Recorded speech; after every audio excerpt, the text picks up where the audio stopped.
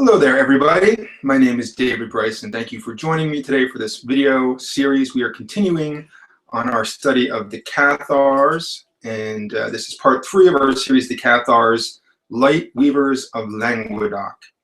So yes, we are reading from the opening section of this great book by Graham Hancock and Robert Bauval called The Master Game. The Cathar story is an amazing one. If you've been listening to the series so far, you know a lot about them. If this is your first one, feel free to jump in right here, because picking up right here will be a wonderful, amazing journey as well. So we're just going to go ahead and bring up our screen share so we could jump right back in where we left off on part 2. Okay, we've got our, let's close that baby up. Okay, so chapter 4, Chain of the Great Heresy. Let's see something here. Okay. In its Manichaean form, Gnosticism was once a real worldwide religion.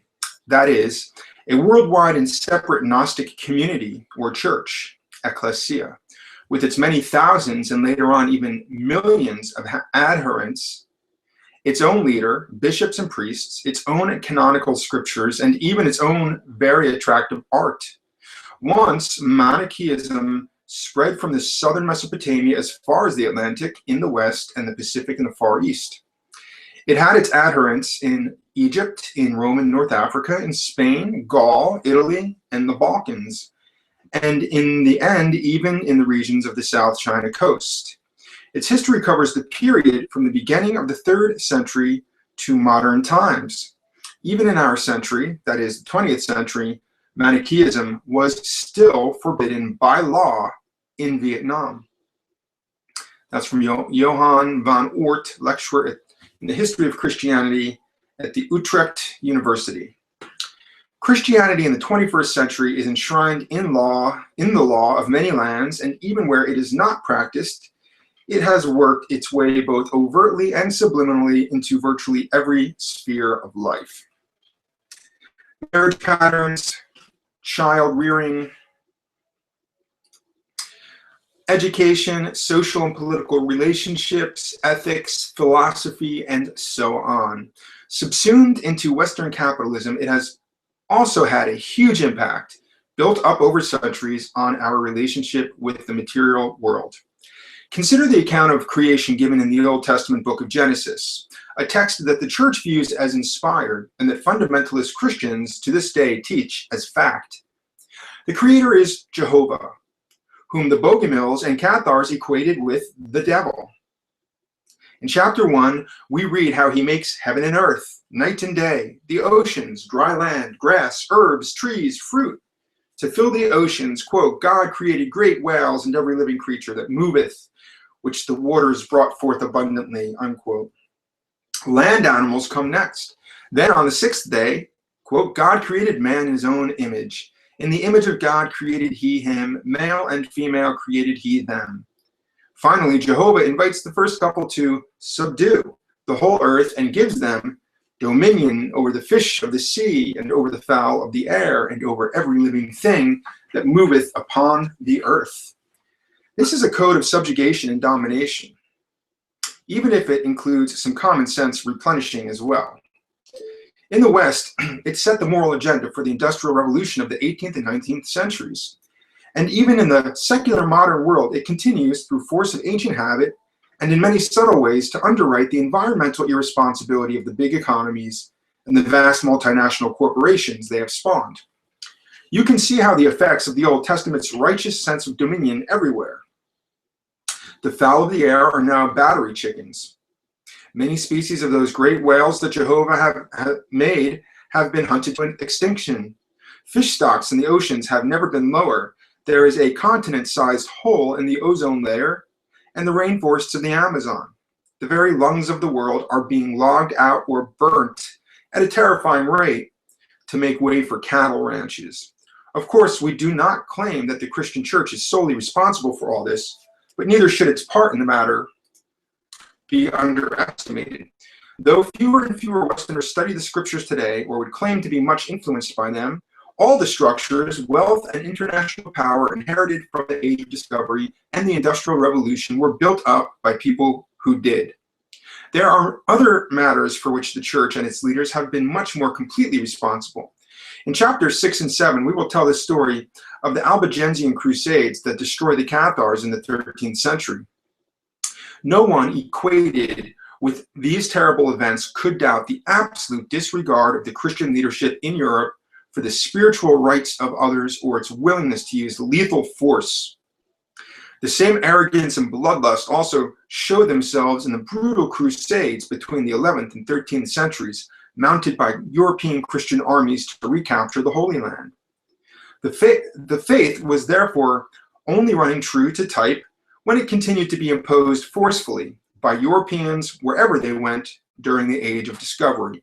Witness the activities of the Jesuits and other missionaries in Africa, Asia, and the Americas from the 15th century onwards. Indigenous religions and their cultural treasures were systematically demolished and replaced by Christianity at incalculable cost to the diversity of human ideas. Where this could not be achieved, notably in the disruptive 1,000-year conflict with Islam, massive trauma and lasting damage were inflicted on those societies that would not accept conversion. The suffering, chaos, and violence that still continue in the Middle East today result directly from this ancient legacy of pain.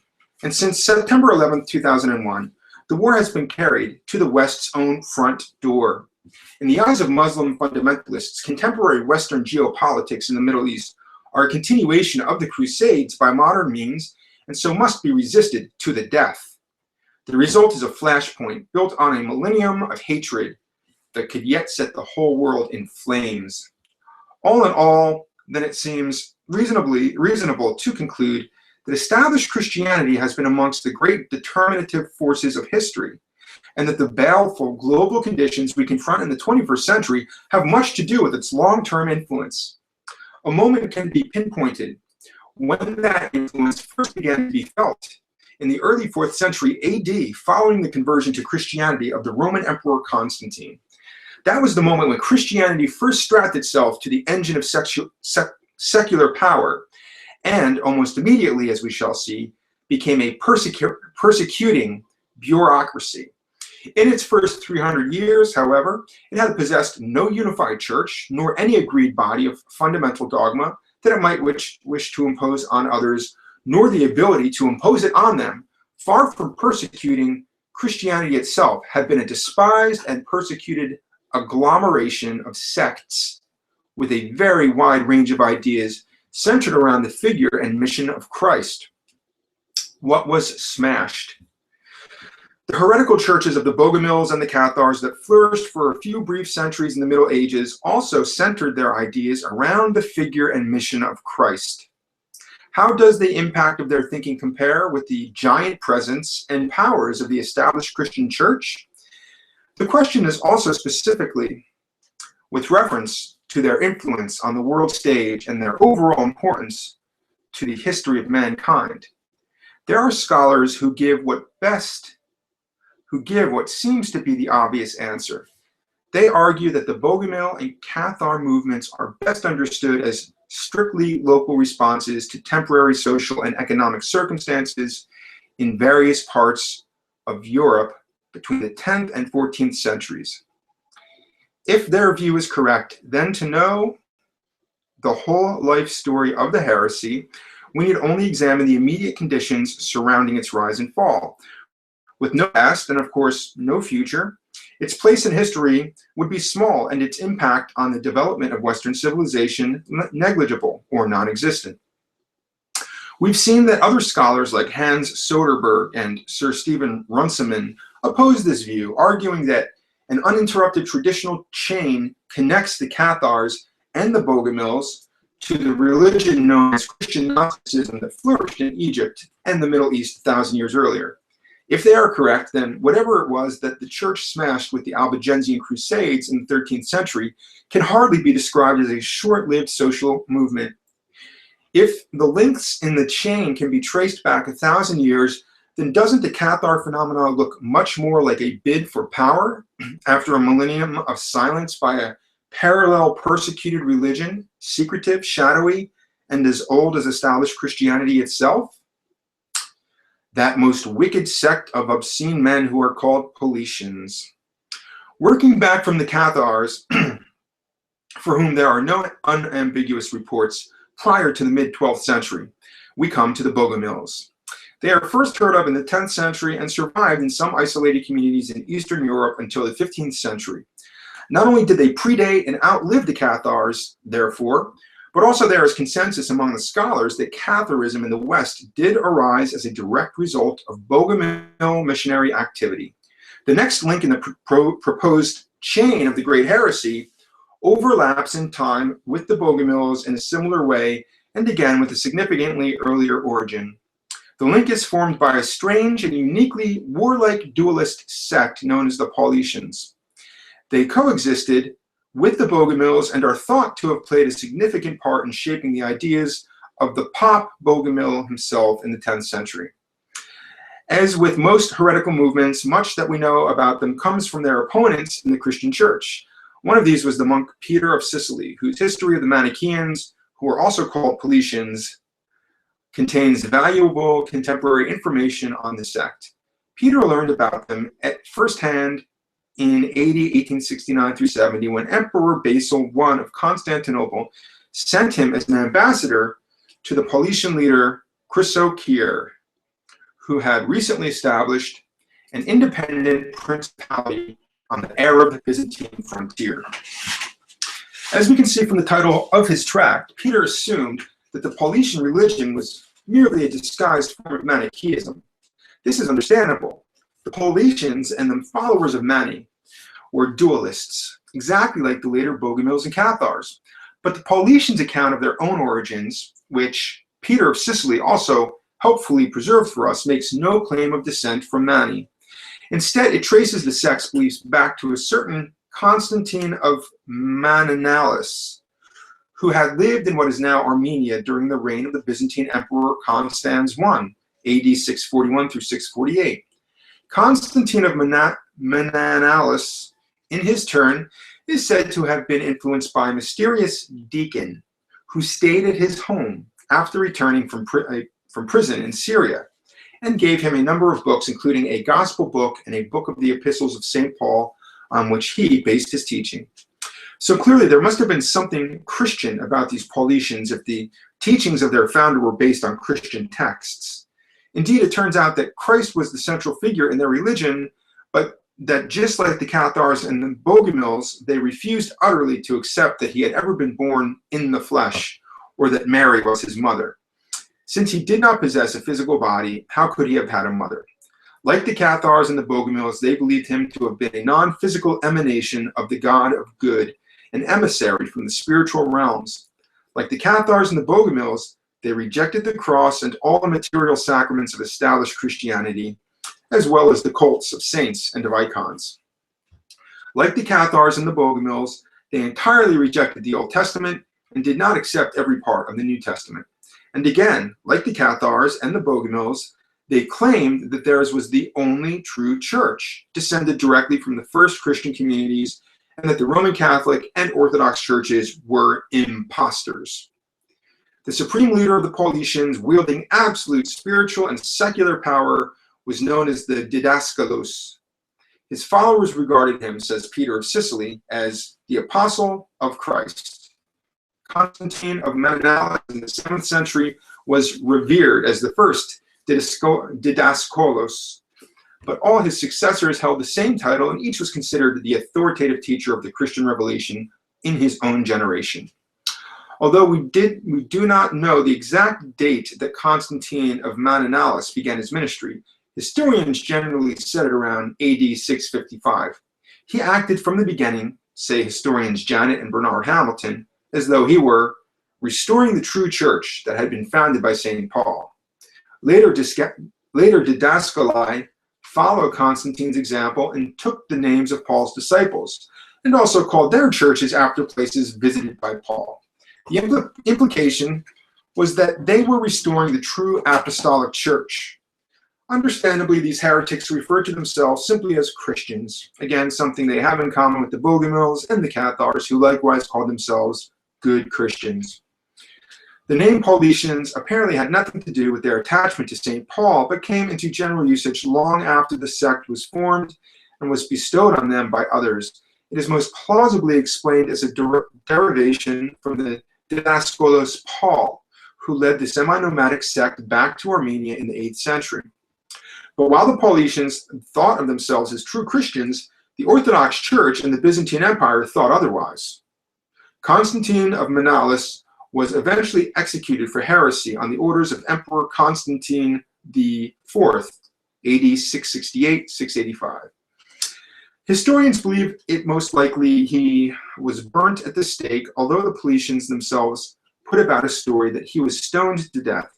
It had been suggested that this was probably to draw a parallel between their first martyr and the first Christian martyr, Stephen.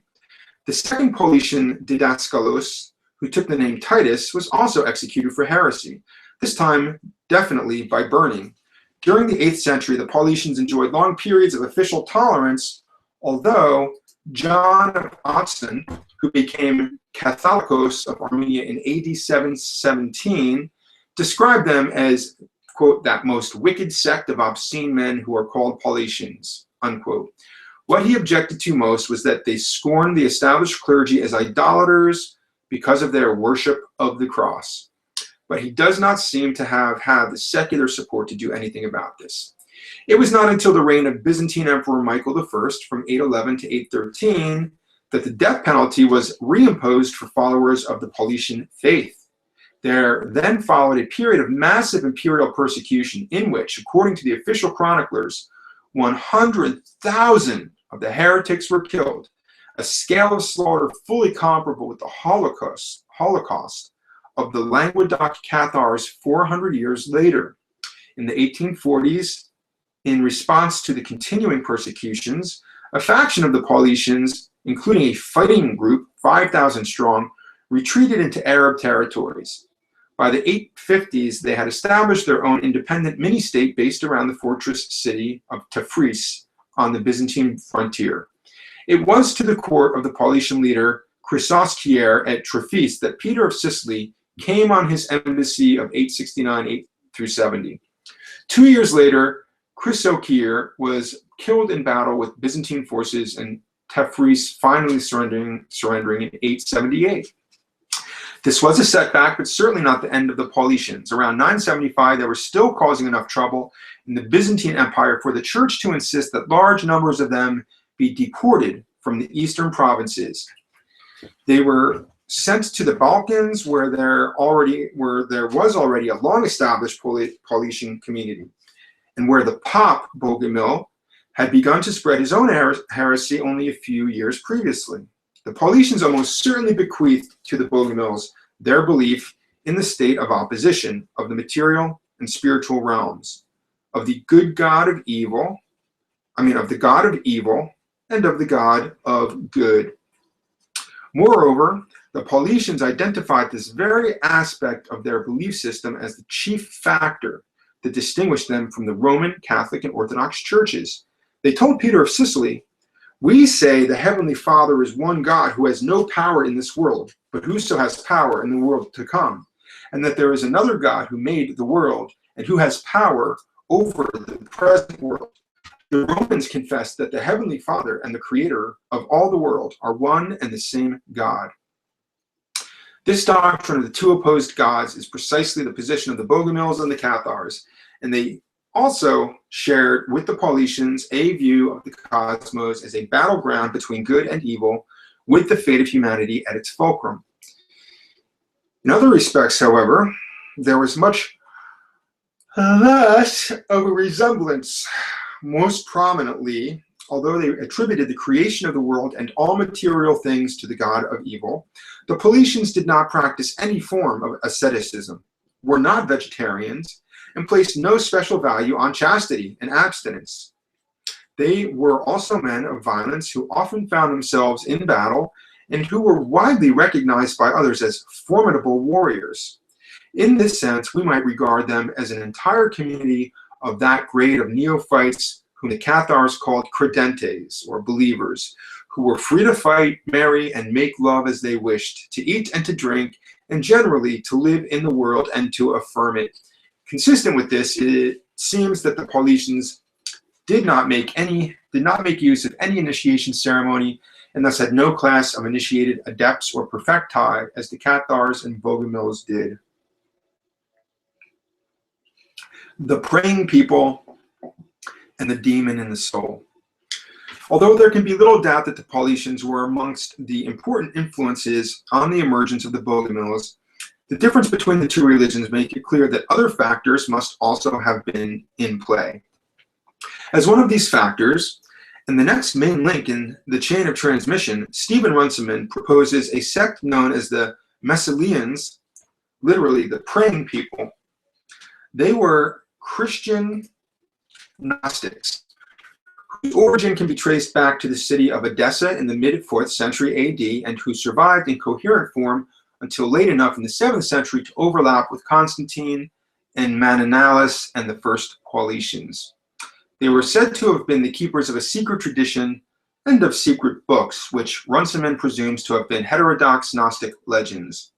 He argues that the riches of this esoteric literary tradition reached the Bogomils directly from communities of Massilians who survived in the Balkans beyond the 7th century and indeed until as late as the 11th century. Runciman sees Bogomilism as a combination of Paulician and Massilian doctrines. Quote, a new Christianity based on early Christian legend and Eastern dualism, unquote. Probably the influence of Paulician came first. But as time went on, the new faith developed. The heretics came into touch with the Massilians, who gave them access to all the wealth of the Orientalized Gnostic tradition. The Bogomils largely owed their mythology to these books that medieval Byzantium had inherited from the Christians of the first few centuries, when Christian doctrine was still imperfectly circumscribed and Gnostic tendencies were rife naturally in this contentious field. Other scholars dispute that the Massilians ever came into contact with the Bogomils at all, on the grounds that the former had ceased to exist before the latter were founded. According to Bernard Hamilton, Professor Emeritus in Crusading History at the University of Nottingham, it is all a matter of mislabeling. There is no evidence that organized Massalianism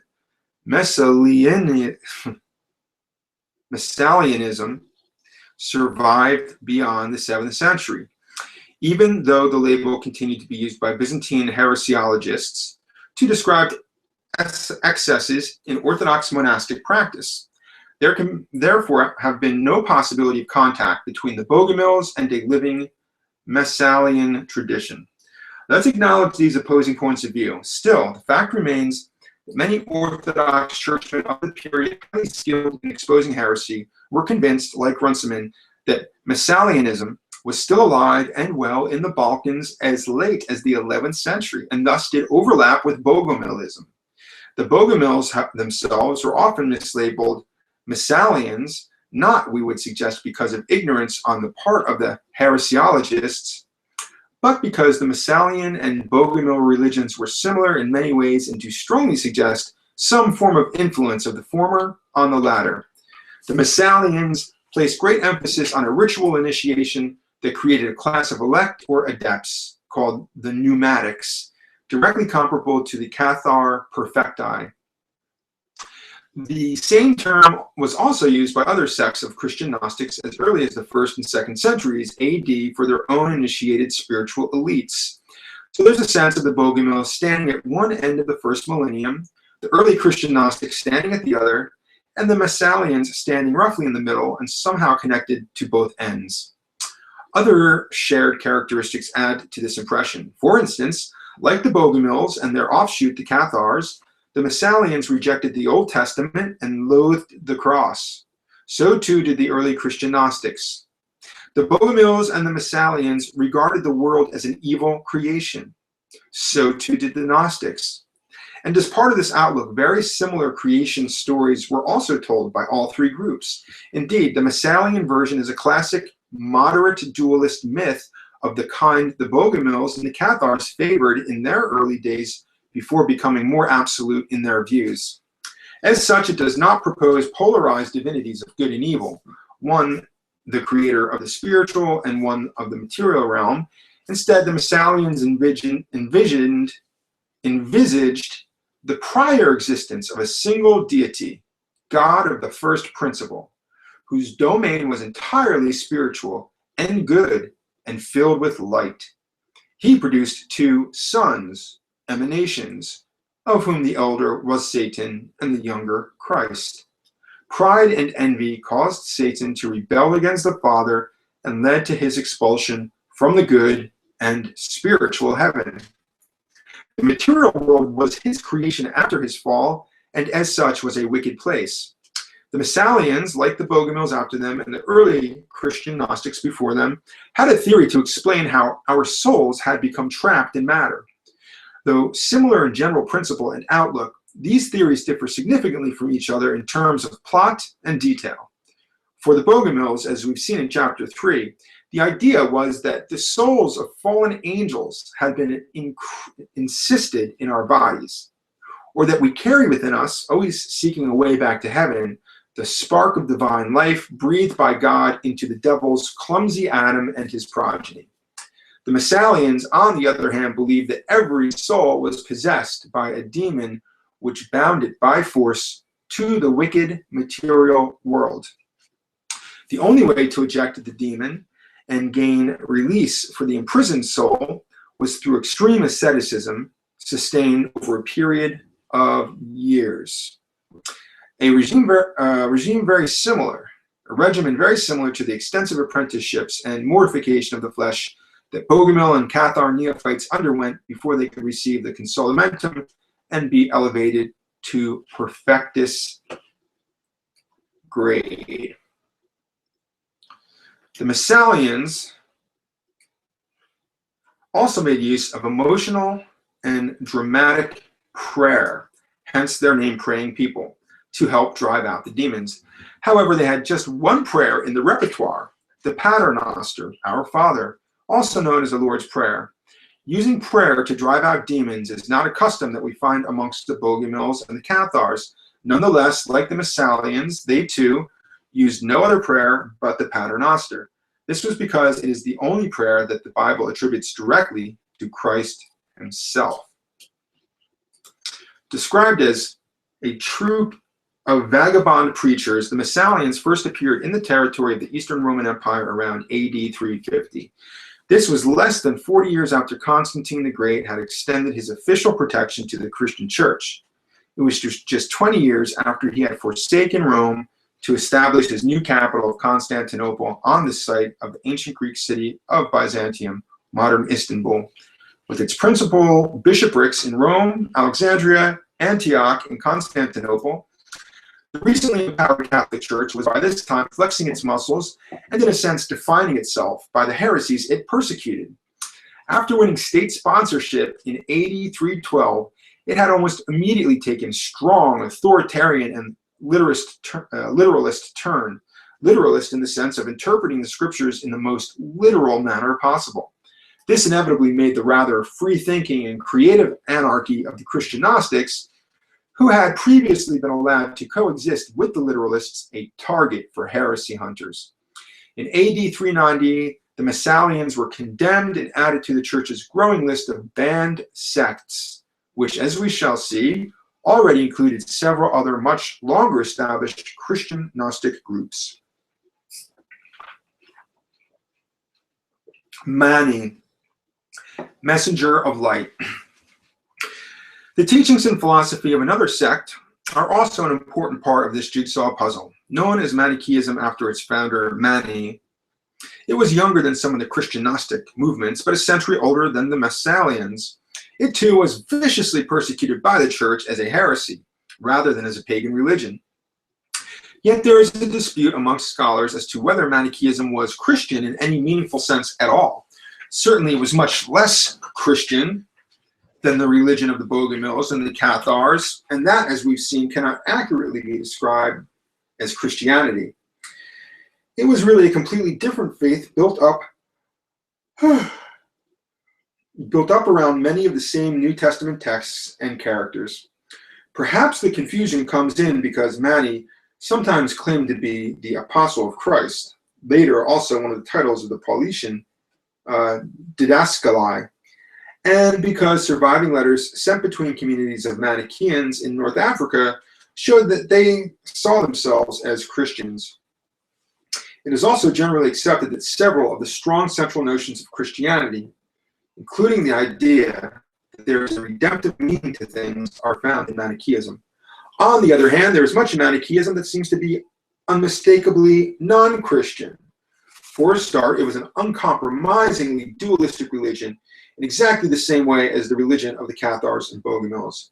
It saw the human race endlessly regenerated by the snare of reproduction as the creation of an evil God, an idea that we know Christianity rejects. Similarly, Manichaeans made little or no use of New Testament texts. They offer worship to the sun and the moon as vessels of the light. In this very unlike the Cathars and the Bogomils. And despite sometimes calling himself the apostle of Christ, it is notable that Mani also frequently used the broader term apostle of God. He meant that he was an emissary or messenger, and he placed himself as the successor to Christ at the end of a line of earlier non-Christian apostles.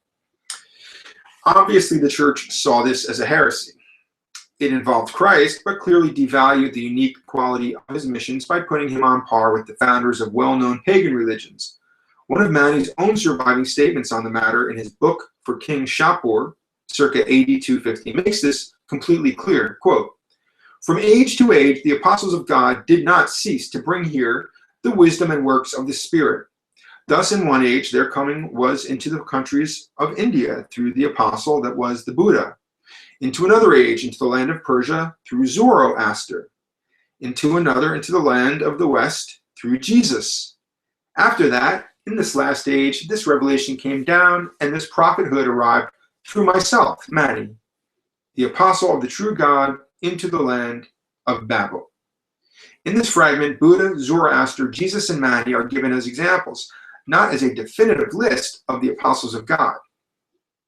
And in another surviving fragment, Mani names two more such messengers: the Greek philosopher Plato, from 427 to 347 BC, and the Greek deity Hermes. In Mani's time, the latter, who we will meet again in part 2, was generally equated with Thoth, the ancient Egyptian god of wisdom.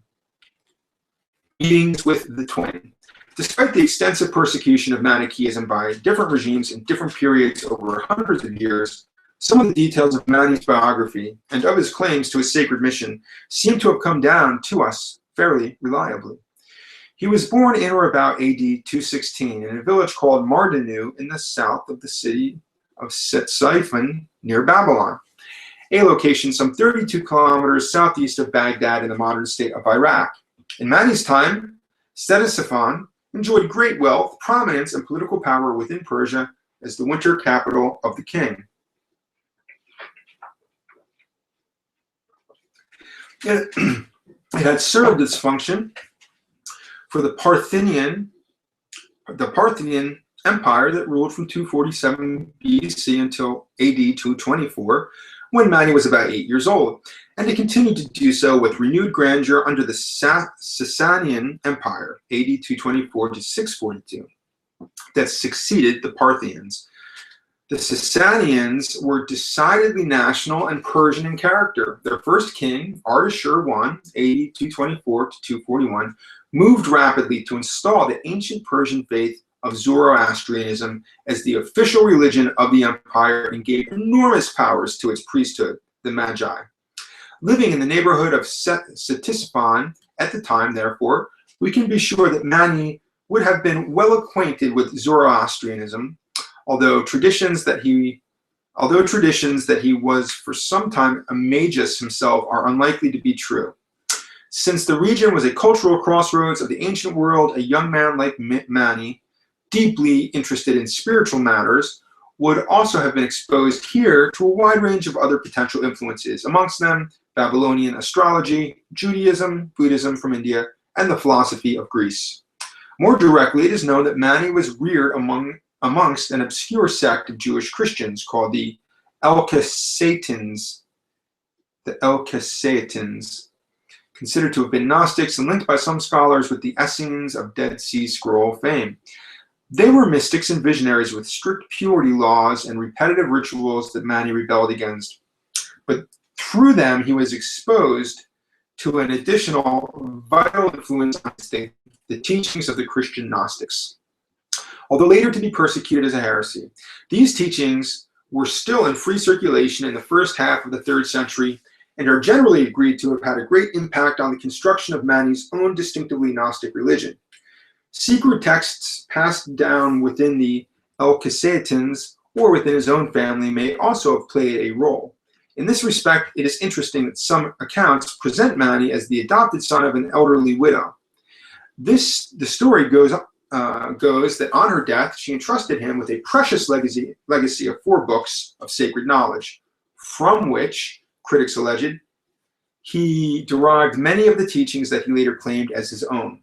The contents of these books was said to have been gathered in Egypt in the time of the apostles by a certain Scythianus, who had learned the wisdom of the Egyptians. Scythianus dictated the book to his disciple Terebinthus. In due course, Terebinthus brought the books to Babylonia, and on his death they passed to his own disciple, the widow who would adopt Mani in her old age. Though legends say that he was a sickly child and lame in one leg, it seems that Mani grew up in prosperous circumstances. Later, he would claim that throughout his childhood, he had received revelations directly from Ahura Mazda, the father of the light, the god of goodness in the Zoroastrian faith. He also experienced strange and disturbing visitations of the type normally treated today with powerful antipsychotic drugs. In one surviving text, he tells us how he was, quote, guarded by the might of the light angels and exceedingly strong powers, who had a command from Jesus, the splendor, for my safekeeping. They nourished me with visions and signs which they made known to me, slight and quite brief, as far as I was able. For sometimes, like a flash of lightning, he came. The being who sometimes came to Mani like a flash of lightning was an angel, one he regarded as a manifestation of his own higher identity and referred to variously as his light self and his Altaun, the twin. When Mani was 12 years old, the twin appeared to him in a vision and informed him that he was to be responsible for transmitting a great teaching to mankind. In order to do this, he would have to leave the Elkasatins at some time in the future. Thereafter, the young Mani lived a quiet and studious life out of the limelight, gathering knowledge in secret, tutored by divine revelations and by his angel. With the greatest possible ingenuity and skill, I went about in that law of the Elkasatins, preserving my hope in my heart. No one perceived who it was that was with me, and I myself revealed nothing to anyone during that great period of time. But neither did I, like them, keep the fleshly custom. I revealed nothing of what happened or of what will happen, nor what it is that I knew or what it is that I had received. It was probably during the same period of learning that Mani honed the skills as a painter, which traditions say he later used to illustrate his teachings, and acquired the knowledge of astronomy and mathematics, for which he would also be renowned. When Mani reached the age of 24, the twin appeared to him and announced, "The time has now come for thee to manifest thyself publicly and proclaim thy doctrine abroad." Aloud. Next, says Mani, the twin, delivered, separated, and pulled me away from the midst of that law in which I was reared. In this way he called, chose, drew, and severed me from their midst, drawing me to the divine side. He also initiated Mani into a gnosis concerning me, who I am and who my inseparable twin is, and who my Father on high is, or in what way, severed from him, I was sent out according to his purpose, and what sort of commission and counsel he has given me before I clothe myself in this instrument, the body, and before I was led astray in this detestable flesh. Moreover, concerning my soul, which exists as the soul of all the worlds, both what it itself is and how it came to be. Beside these, he revealed to me the boundless heights and the unfathomable depths. He revealed mysteries hidden to the world which are not permitted for anyone to see or hear. He showed me all. Mani and the Magi. It was at this point around 240 AD that Mani, a sleeper at last awakened, began his preaching mission. What he was preaching was distinctly not Zoroastrianism, and Ardashir I, champion of the Zoroastrian faith as the official religion of Persia, was still on the throne. Mani seems to have fallen foul of the Magi almost immediately and to have been forced into exile.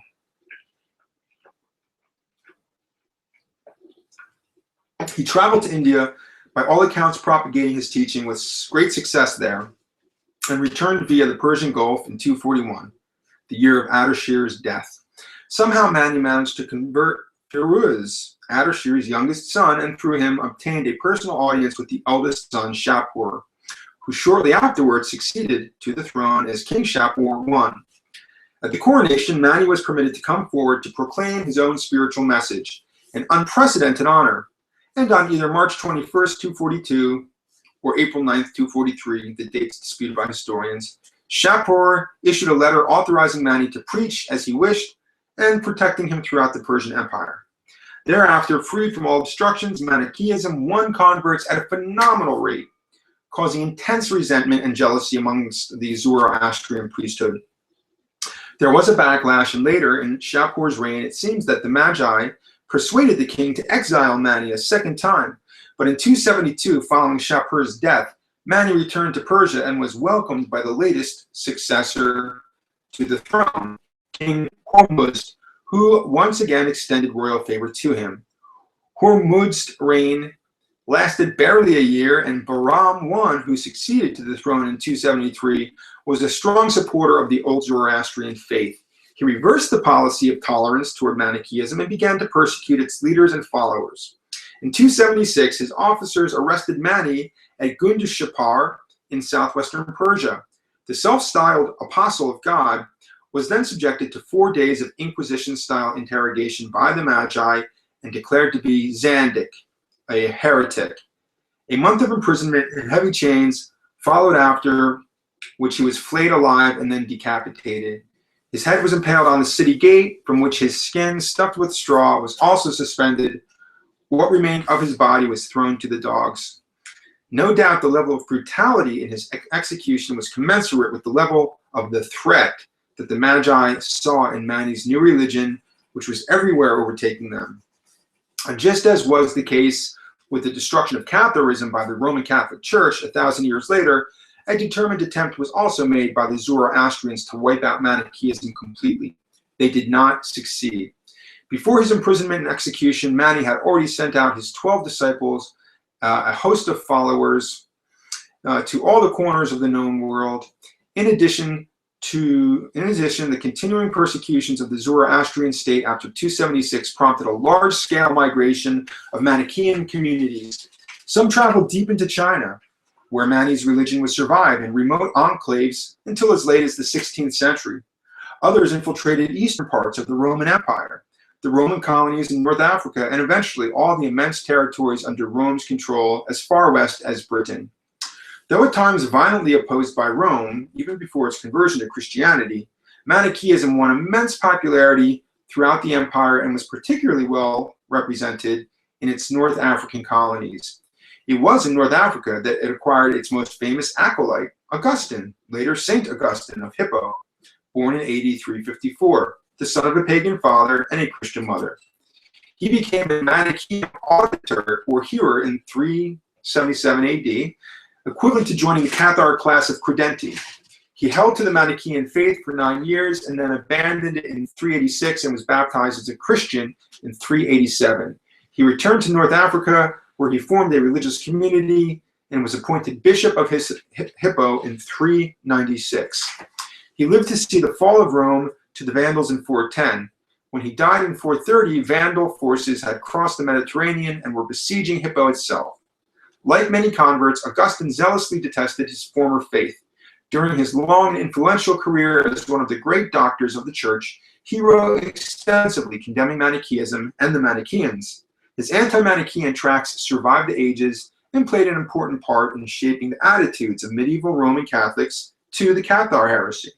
As we saw in Chapter 2, Catharism was frequently identified in the 12th and 13th centuries as a resurgence of the same Manichaeism that Augustine had censured in the 4th century, a conclusion that modern scholars reject.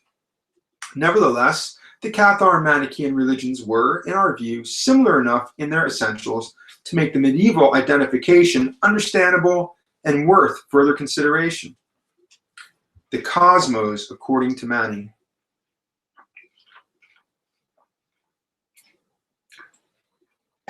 One of the notions upon which Manichaeism is founded is that there existed from the beginning of time two gods, uncreated and eternal, and everlastingly opposed to each other.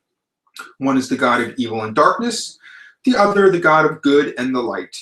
The realm of the light was the uppermost and was without bounds in height and on each side. The realm of darkness lay below it, similarly bound in depth and on each side. For untold ages, neither was aware of the other's existence, but in the bowels of the darkness was Satan, with his disorderly, anarchical, restless brood of demonic powers. There was constant agitation, chaos, and turmoil, as in the heart of a black thunderstorm. And at some point, the Prince of Darkness rose up through the abyss, perceived the light from the upper world, and conceived a hatred for it. Returning to the depths, he prepared his forces. Then again, springing upward, he invaded the realms of light with the intention of their spreading calamity and destruction. Like the later Cathars and Bogomils, Mani saw the human body as part of the evil creation within which sparks of the light had been imprisoned. Like the Cathars and the Bogomils, he taught that sexual reproduction and reincarnation are the mechanisms by which the cycle of imprisonment is perpetuated. And also, like the Cathars and Bogomils, he believed that by abstinence and prayer, this imprisoned light could gradually be released, but that we must pass through many incarnations and much pain before that would happen. Such resemblances to the religion of the medieval dualists become all the clearer when we realize, as Yuri Stoyanov confirms, that light and darkness in Manichaean cosmology are metaphors for spirit and matter. It was the fusion of these two contrary principles at the beginning of the present cycle of time which caused the imprisonment and suffering of the soul in the first place. The details of exactly how the imprisonment was achieved, how fragments of the light came to be trapped in darkness, how good ended up mixed with evil, how souls were enwrapped in matter, may have more to do with the inspiration of individual storytellers than anything else. We know that this was a tradition that made broad use of colorful symbols, myths, and parables as teaching aids. But the point in the final analysis is that the medieval dualists of Europe, exactly like the Manichaeans of Persia centuries earlier, envisaged man as a mixed creature who must fight a constant war within himself in order to subdue his baser elements and to perfect and liberate his soul. It was to get this point across that the Cathars and Bogomils told stories of angels who had fallen downwards from the pure spiritual realm of heaven to the impure material realm of earth. In the parallel Manichaean myth, the Prince of Darkness with his demons rushed upward out of the abyss to attack and destroy the light. So forceful and impetuous was this onslaught that the evil one, wielding with the malign powers of smoke, fire, wind, water, and darkness as his weapons, broke through the defenses and encroached upon the light. The Father of Light defended his realm by evoking a proxy, the primal man, and arming him with the luminous powers of air, wind, light, water, and fire. Battle was joined, Satan was victorious, the primal man lay in a death-like trance, and elements of the luminous powers that he had been armed with were now engulfed or eaten by the forces of darkness. Next, the Father of Light created further emanations, or proxies. Amongst them, the living spirit, identified with the pre-Zoroastrian Iranian god Mithra, and a figure called the Great Architect. Together they revived and rescued the primal man and began the work of recovering for the light the luminous powers that had been consumed by the forces of darkness, a task described as saving the living soul from the burning house of matter. The diabolical counterattack against the works of the living spirit and the Great Architect involved the creation of Adam and Eve to fortify, as Stoyanov puts it, to fortify the imprisonment of the light elements through the lust and reproduction of the human species. But the realm of light sent a savior to Adam, who made him aware of the light existing within himself, that is, his immortal soul, and caused him to rebel against the evil one who had fashioned his body. Ever since the human race has remained the principal battleground between the forces of light and darkness.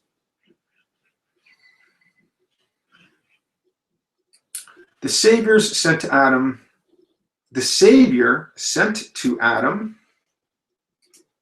is called Jesus, the Splendor, in the Manichaean text.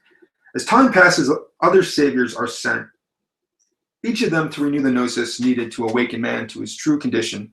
Earlier, we listed some of the household names amongst these saviors: Zoroaster, Hermes, Plato, Buddha, Jesus Christ, and last but not least, Mani. Other lists echo the spread of Manichaeism in Hebraic cultures and feature Seth, Enoch, like Hermes frequently identified with the ancient Egyptian wisdom god Thoth, Noah, Abraham, and again Mani. Similarly, the eastward expansion of Manichaeism is reflected in other formulations that refer to Mani as the Buddha of light or as a reincarnation of Lao Tzu, the founder of Taoism. In all cases and in all lists, Mani is extolled as the seal of the prophets. It is he who brings the final message, the final revelation, and the final gnosis through which mankind is to complete the great work of freeing the last elements of light from the prison of darkness. This work, as described, is almost alchemical in character, an intricate gradual process of distillation down the ages, incarnation after incarnation, channeling the light away from the dark, purifying the soul from the contamination with matter. The denouement is our realization that the physical earth on which we live was brought into existence as the theater or laboratory in which this process of endless painstaking refinement could unfold, and for no other purpose. Finally, using all of the light thus reclaimed, the Great Architect and the living spirit, assisted by the souls of the Manichaean elect, are to construct a new paradise and the spiritual earth to replace the dark, leaden husk of the old material creation that will fall away at the completion of the project. If it looks like a duck, swims like a duck, and quacks like a duck, then it probably is a duck. Although the Manichaeans, Bogomils, and Cathars told different stories about the human predicament, we suggest that closer examination shows that they share a deep and abiding theme. At the heart of it all, for every credenti and perfectus, for every hearer and elect, was a desire to live in the world in such a way as to minimize spiritual pollution and to improve, strengthen, purify, and ultimately, after great struggle, liberate the soul. In all cases, this involved accepting and following a system and working within a structure, and these were remarkably the same from the early days of Manichaeism in the 3rd century AD to the final crushing of medieval dualism in Europe more than 1,000 years later. Just like the Bogomil and the Cathar churches, the Manichaean church was divided into two principal categories. There were the ordinary, the rank and file adherents who could marry, have children, own property, eat meat, and drink wine. And there was a small, highly committed elite of celibate, teetotal vegetarians who lived in personal poverty and renounced all the material pleasures of life. The rank and file were known as the hearers and the elite as the elect, concepts identical in all respects to the credentes and perfecti of the medieval dualists. Indeed, amongst the Manichaeans, the term perfecti, or perfecti, was used interchangeably with elect. Like the Cathar and Bogomil perfecti, the Manichaean elect could be men or women and always traveled in adept disciple pairs. Also like the perfecti, the elect passed through a strict process of initiation, culminating in a ceremony comparable to the consolamentum. Following this initiation, they were considered to be full of the light, and thenceforward must do nothing to contaminate their inner light with the dark of earthly things. For the Manichaean elect, that included doing no agricultural work and not even such a simple task as breaking bread. It involved leading a wandering, penniless existence, possessing only food for a day and clothes for the year, completely dependent on the charity of the hearers who, by joining the Manichaean Church, took on an obligation to care for the elect. Although the Cathar and Bogomil perfecti did break bread for themselves, they too led wandering, penniless lives and were dependent on the charity of the credentes, who likewise had a duty to care for them. Moreover, even Bernard Hamilton, though not normally a fan of the continuing tradition, has to admit that, quote, the Manichaeans had required their elect to observe an ascetic rule of life, and their reasons for doing so are identical to those of the Bogomils, springing from a conviction that the material creation was evil. Mani taught that messengers like Zoroaster, Buddha, and Jesus, to whose line he also claimed to belong, had been sent to earth out of sympathy for mankind, to remove the clouds of ignorance from our minds, to teach us truth, and to rescue the light in us, that is, our shining souls, from darkness and evil. Again, these are the themes that are entirely familiar from the dualism of the Cathars and the Bogomils. The reader will recall that the Cathars and Bogomils, believing Jesus to have been a spiritual emanation of the good God, could not accept that he had ever been born in the flesh, and therefore concluded that he must have been an apparition sent down directly from the heavenly realms. The identical idea was voiced by Mani, who preached centuries earlier that Jesus was not born of woman, but came forth from the Father of light and descended from heaven in the form of a man, aged about 30. The body in which he appeared was an illusion, and so accordingly was his crucifixion. In one Manichaean text, he even appears afterwards to his disciple John, who is grief-stricken at the supposed death of his master, and informs him that the crucifixion was a spectacle, a phantasmagoria, in short, a kind of miracle play performed to impress the masses. Despite their conviction that material life is evil, the Cathars, Bogomils, and Manichaeans all showed great respect for life and opposed causing pain or suffering of any kind to fellow creatures, whether human or animal. All believed in reincarnation. All forbade the use of images and worshipped only through prayers and hymns. We know that the Cathars and the Bogomils looked with horror on the Old Testament and regarded its God, Jehovah, as the devil. So did the Manichaeans. And Mani himself once had declared, quote, "It is the prince of darkness who spoke with Moses, the Jews, and their priest. Thus, the Christians, the Jews, and the pagans are involved in the same error when they worship this God. For he led them astray in the lusts that he taught them, since he was not the God of truth." Connecting the Cathars to the 1st century AD. Until the early 20th century, scholars were obliged to rely almost exclusively on the works of the persecutors of Manichaeism in order to construct the lost Manichaean religion that those very persecutors had destroyed. But intact, ancient Manichaean texts discovered in the Far East in the 1920s and in Egypt in the 1970s have added greatly to our store of knowledge. In consequence, it is now generally accepted that Christian Gnosticism, hitherto allocated a relatively minor role in the intellectual parentage of Manichaeism, may in fact have been the single most decisive influence on Mani's thinking. H.J.W. Drisvers goes so far as to suggest that even the term Christian Gnosticism is misleading. It has usually been assumed that the Christian elements in Manichaeism reached Mani through a Gnostic filter. It is rather more in agreement with the historical situation and development during the 3rd century to assume that Mani and Manichaeism heavily drew upon the whole of Christian tradition and literature extant in that time without any restrictions to a supposedly Gnostic strain. In other words, if Manichaeism, as it is now understood, reveals an overwhelming influence from Gnostic Christianity, then this is likely to be because the Christianity of Mani's time was in fact overwhelmingly Gnostic, a controversial conclusion that is nevertheless supported by much recent scholarship. In 1945, a great hoard of hitherto unknown Gnostic texts from the early centuries of the Christian era was found at Nag Hammadi in Upper Egypt. Since the translation and eventual publication of these texts in 1977, it has become apparent that Christianity's relationship with Gnosticism goes back to the very beginnings of the Christian cult in the 1st century AD. Likewise, it is now obvious and widely accepted that Christian Gnosticism was not some weird offshoot from the mainstream of Christianity.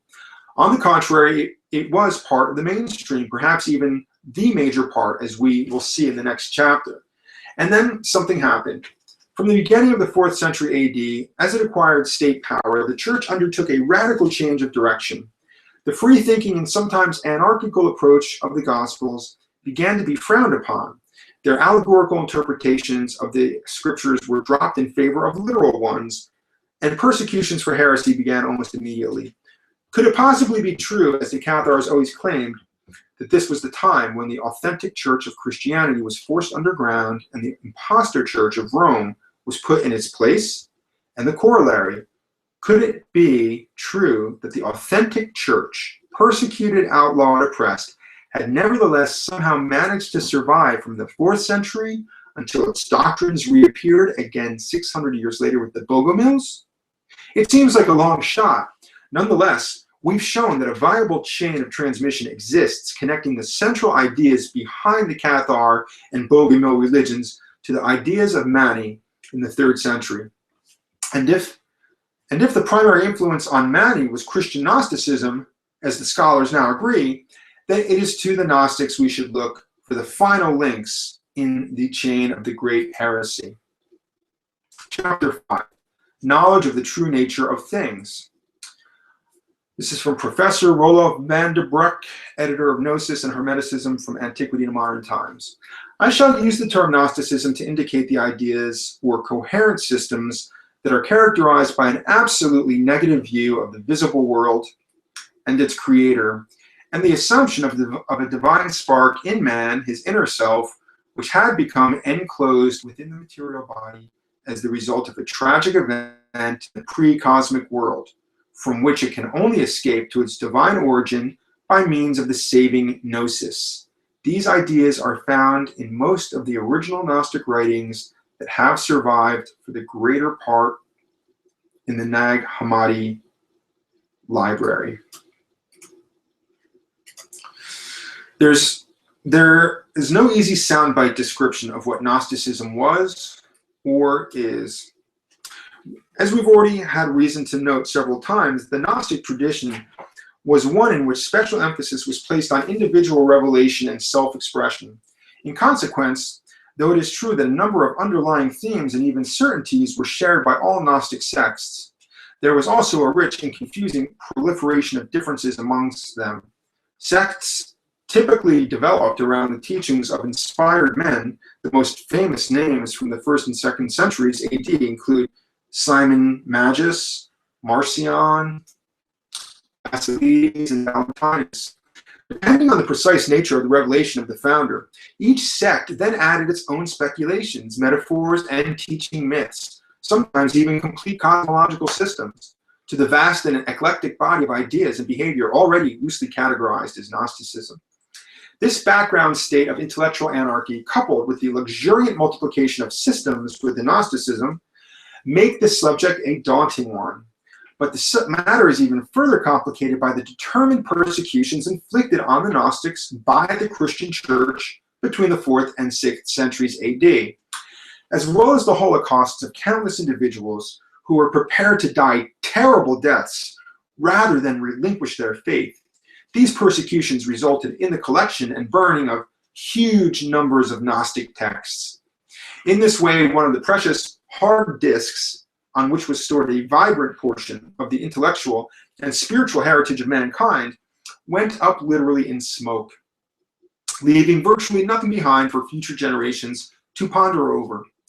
The thoughts on the human condition of inspired mystics and great philosophers, their journeys into the enigma of death, the liberating gnosis that they believed that they had discovered of the true nature and purpose of our existence, all this seemed to have been lost.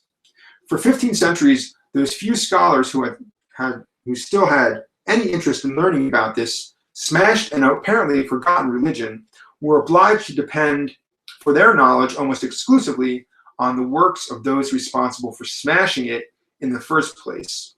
The heresy hunters would frequently quote passages from suppressed Gnostic works or report the content of those works in some detail in order to preach against and attempt to refute them.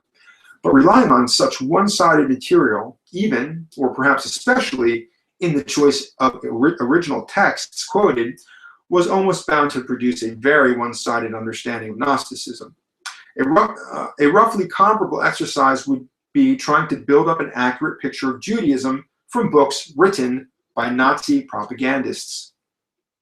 In the case of the latter, we can ignore the Nazi trash because Judaism, like Gnosticism, is still a living religion and can speak for itself. But there has been some good fortune, too, in the case of Gnosticism. The vast majority of its scriptures were destroyed in the pogroms that the Christians unleashed.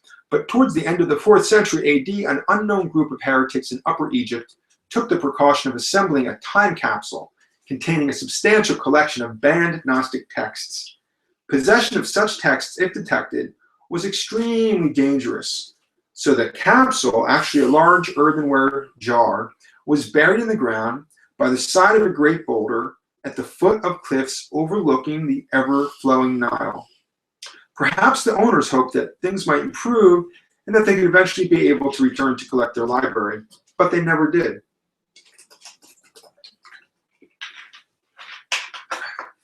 It's very likely that their heresy was detected and they were killed. During the last two decades of the 4th century, the dogmatic faction of Christianity that had converted Emperor Constantine years before was flexing its muscles under the full protection of the Roman state. With tacit support from the local authorities and sometimes with direct military assistance, hysterical mobs of religious fanatics and unkempt monks were on the loose in Egypt, spreading fear wherever they went. They vandalized temples that had stood for thousands of years in homage to the gods. They defaced ancient inscriptions. They murdered priests and philosophers. It was under their pressure that the sublime religion of ancient Egypt breathed its last. However, it was not pagans that the Christian terrorists reserved their worst excesses for. Much higher priority and the greatest violence was focused on fellow Christians, heretics of the numerous Christian Gnostic sects that had been developing and multiplying in Egypt since the 1st century. It would have been the members of one such sect who buried the time capsule beside the boulder at the foot of the cliffs. There it was to remain intact and undisturbed for nearly 1,600 years while the life of Egypt, slowly changing, went on around it. The Nag Hammadi Library, time capsule or time bomb. In December 1945, near the modern town of Nag Hammadi in Upper Egypt, a local farmer named Muhammad Ali were clearing land at the edge of a field owned by his family. By chance, he exposed a large, intact earthenware jar that had obviously been purposefully buried in an upright position by the side of a boulder. When he broke the jar open, out spilled 13 leather-bound papyrus books and a large number of loose papyrus leaves. He brought the complete haul of the priceless knowledge about a long-lost religion to his home, where his mother put much of the loose-leaf material to use as kindling. But the books, codices is the correct term, survived and eventually found their way onto the black market in Egypt. Through good detective work, the government's antiquity service succeeded in buying one and confiscating 10 1/2 of the 13 codices.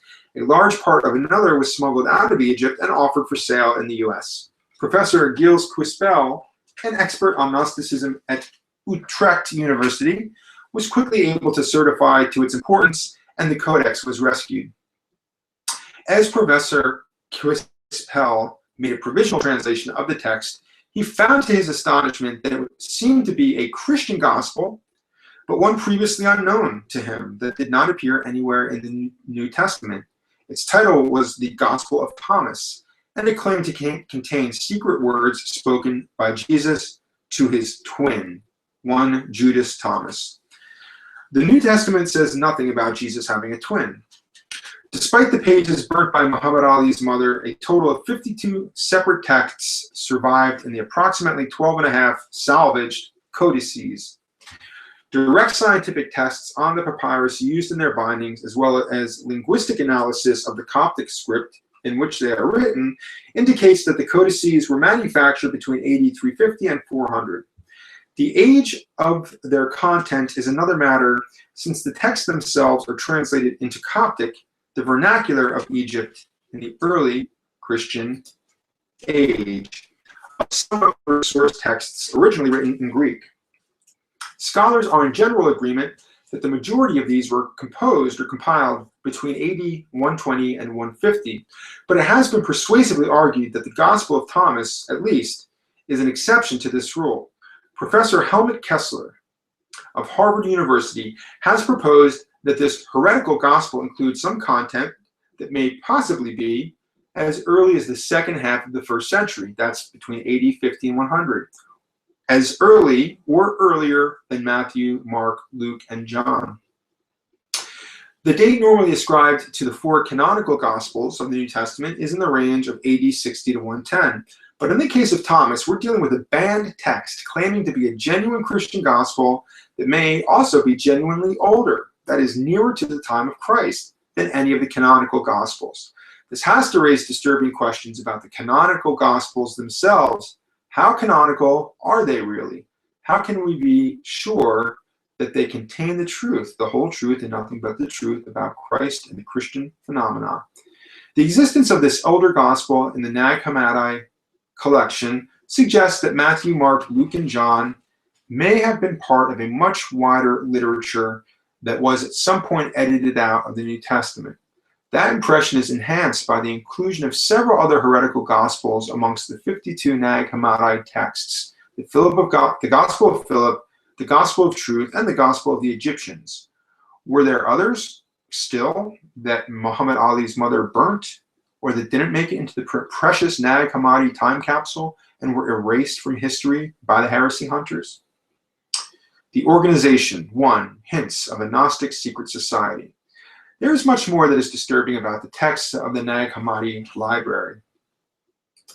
Remember that they were composed mainly in the 1st and 3rd centuries AD, originally in Greek, translated into Coptic sometime later, and finally concealed during the late 4th century.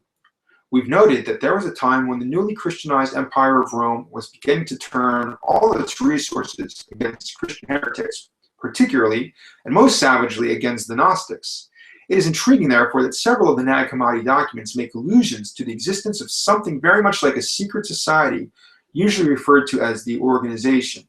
Part of its mission, which we will return to in later chapters, is to build monuments as a representation of the spiritual places, that is, the stars. It is also to use every means possible, including guile and stealth, to protect the sacred knowledge of Gnosticism and to oppose the universal forces of darkness and ignorance that are said to have, quote, steered the people who followed them into great troubles by leading them astray with many deceptions. They became old without having enjoyment. They died not having found truth and without knowing the God of truth. And thus the whole creation became enslaved forever from the foundations of the world until now. The Gnostic religion revealed by the Nag Hammadi text is unambiguously dualistic. It starkly envisages two potent spiritual forces at work in the fullness of all existence, the God of light, love, and goodness, and the God of darkness, hate, and evil. As with the Bogomils and the Cathars, a millennium later, the Gnostics believed that it was the latter, the God of evil, who had constructed the material universe and created human bodies. Our souls, however, were from the spiritual realm of the God of good and yearned to return there. A primary purpose of the God of evil was to frustrate this desire and keep these souls imprisoned forever on the earth. to make them drink the water of forgetfulness, in order that they might not know from whence they came.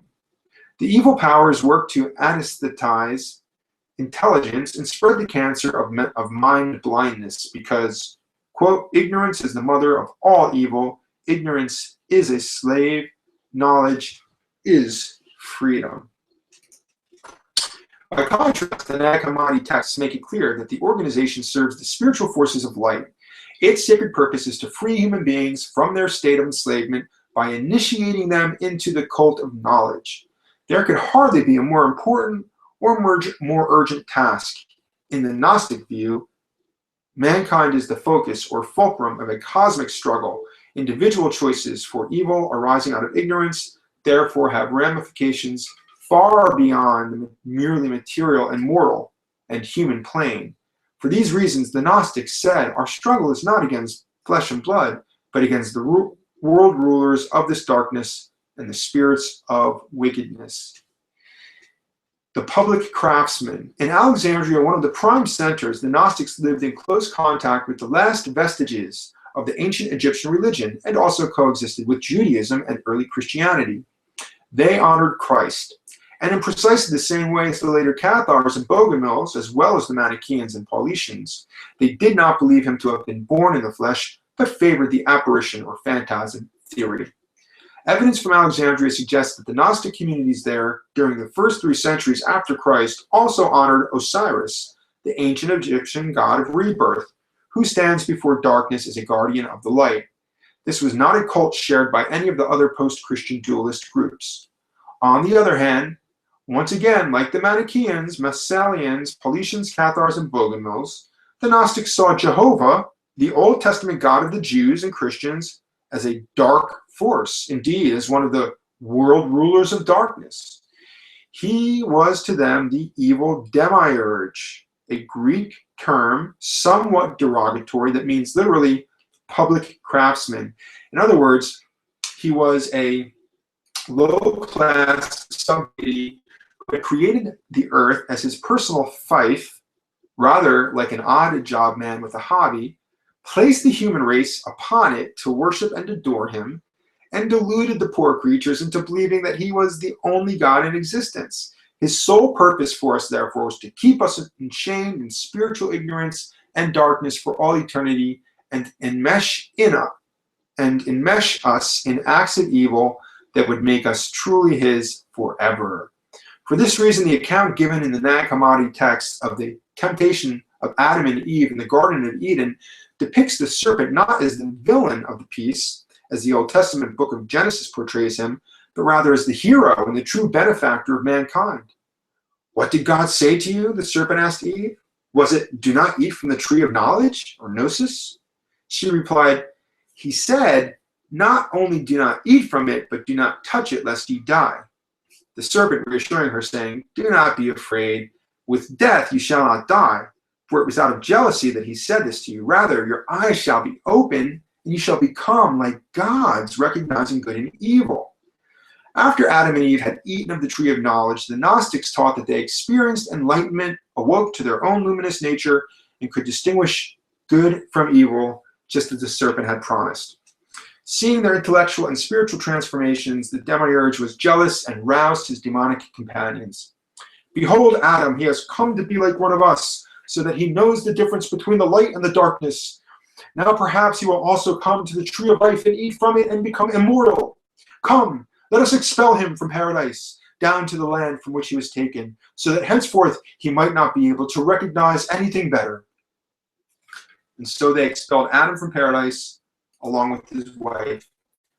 What stands out in this Gnostic Genesis story is the way in which Adam and Eve are expelled from paradise down to the land, where henceforth they are to live in ignorance of their true potential. The underlying concept of a descent from a spiritual paradise into a fleshly and material world is extremely close to the Bogomil and Cathar notion of angels falling from heaven to earth to inhabit human bodies. In both cases, the predicament of the soul is the same: trapped in matter, forgetful of its nature, of its true nature, unmindful of its divine potential, deluded by the wiles of an evil god, and carried in a frame, the body, that is subject to every whim of that supernatural monster.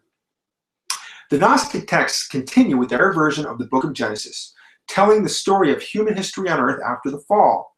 Time passes and we read how the descendants of Adam and Eve achieved a high state of development, manipulating the physical world with clever machines and devices and beginning to engage in profound spiritual inquiries. Out of jealousy, the demiurge intervenes again to diminish human potential, calling out to his demonic powers, "Come, let us cause a deluge with our hands and obliterate all flesh from man to beast." According to the Gnostics, the flood was not inflicted to punish evil, as the Old Testament falsely informs us, but to punish humanity for having risen so high and to take the light that was growing amongst men. The devastation of the flood all but achieved this objective. Although there were survivors, they were thrown into a great distraction and into a life of toil so that mankind might be occupied with worldly affairs and might not have the opportunity of being devoted to the Holy Spirit.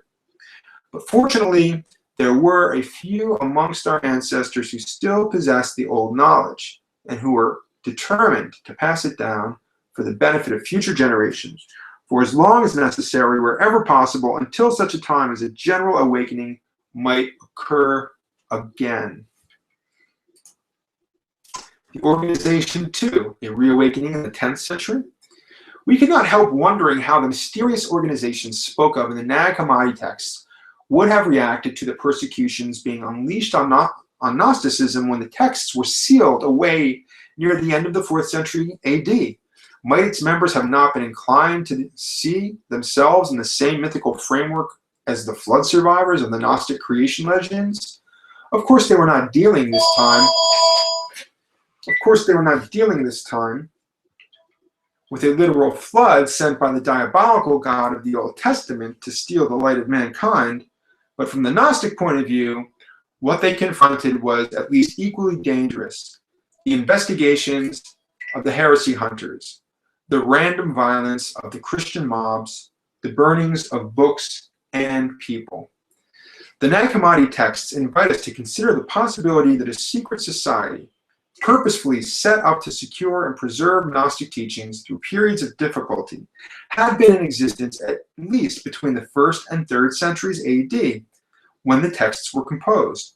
If such an organization still remained active until the time when the texts were buried, then there is every possibility that it could have survived the holocausts of the 4th to the 6th centuries. Even without such obvious shelters and vectors as the Messalians and the Manichaeans, it would not have been too difficult for a small and dedicated sect of heretics to have maintained a clandestine existence and to have continued to recruit new members through the Dark Ages between the 6th and the 10th centuries. There is no particular reason, if it was discreet, why it should have attracted much attention or ever been recognized for what it was. There were many remote religious communities of hermits or monks that could have provided it with suitable camouflage until such a time as it chose to step out of the shadows again. And what better or more auspicious time for Gnosticism to step out of the shadows and make another bid to establish a world religion than the final century of the 1st millennium. This was precisely the moment, somewhere between AD 920 970, as we saw in chapter 3, that the heresiarch, who called himself Bogomil, beloved of God, began to preach so persuasively in Bulgaria. We know that already that the church he founded had ambitions to achieve a general awakening. We've seen how its influence spread with great rapidity and success, first in territories under the spiritual hegemony of the Eastern Orthodox Church, and later in areas such as northern Italy and Occitania that were under the control of the Roman Catholic Church. On both fronts, the absolute dominance of what was by then thought to be established Christianity was challenged with a doctrine in many respects identical to that of the early Christian Gnostics. And on both fronts, the challenger claimed to be the original Church of Christ, whose rightful place had been usurped by the incumbent. Gnostics, Bogomils, and Cathars, much in common. Gnosticism is thought by many scholars to have been a late pre-Christian philosophical religion that insinuated itself like a virus into early Christianity and attempted to transform it into a vehicle for propagating its own ideas, hence Christian Gnosticism. On the same evidence that they offer, however, it is equally possible to argue that the Christian cult was Gnostic in origin, but was later hijacked by a group of hard-headed scriptural literalists who turned it to their own ends. Either way, most authorities point to Palestine in the 1st century BC as the birthplace of Gnosticism. From there, they say, it spread rapidly to Alexandria, which was to become the main center for its subsequent expansion. During that epoch,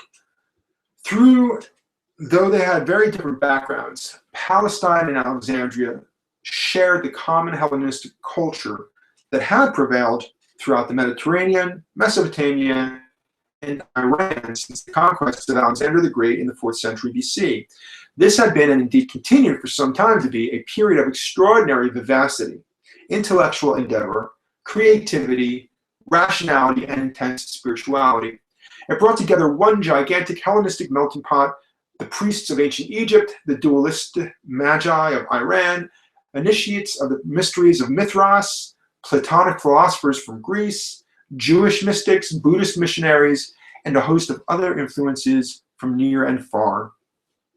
It was somewhere in that confused but thrilling encounter, suggests historian Jocelyn Godwin, that Gnosticism was born, the religion of gnosis, knowledge of the true nature of things. There are certain fundamental elements of Gnosticism. Of these, the most important is the notion that there exists an entirely spiritual, light-filled realm that is ruled by a benevolent and loving good God, but that the material realm in which we live is the creation of an evil God. As we've seen, the exploits of Jehovah in the Old Testament serve the Gnostics very well as illustrations of this idea during the 1st and 2nd centuries AD.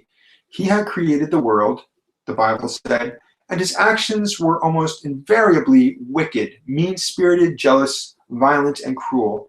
Exactly what one would expect of an evil God. It cannot be an accident that we find the identical usage of Jehovah in identical contexts for identical purposes by the Cathars and Bogomils between the 10th and 14th centuries. Another hint that these groups at opposite ends of the 1st millennium must have been closely linked comes when we remember that all of them believed our souls to have been created by the good God and to belong in the good realm, while our bodies were part of the evil material creation. Gnostics, Cathars, and Bogomils all likewise regarded the soul as a prisoner in the demonic material world, where it was in constant danger of being dragged ever deeper and trapped ever more firmly. All three of them offered it a way of escape from what would otherwise be eternal confinement by means of initiation into their system and acquisition of the gnosis that they had to teach. In all three cases, this gnosis appears to have involved an absolutely convincing and probably instantaneous insight into the miserable situation of the soul, the true nature of matter, and the escape route that Gnosticism offered. In all three cases, Christ, who was seen not as a redeemer who died to expiate our sins, but as an emanation of the divine who had descended to open men's eyes to their true predicament.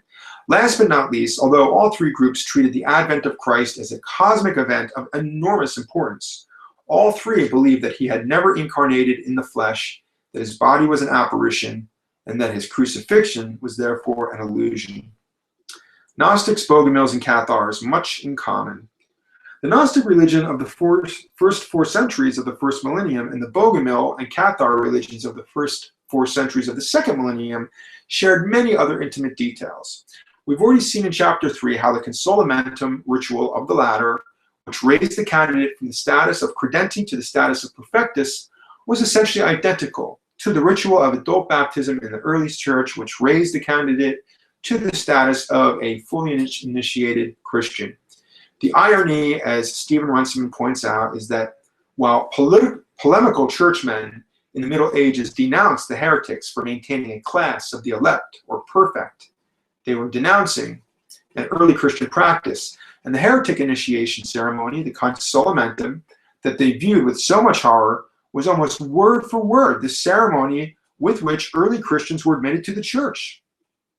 Such similarity cannot be fortuitous. Obviously, the Cathar Church had preserved, only slightly amended, to suit its doctrines of the time, the services extant in the Christian church during the first 4 centuries of its life.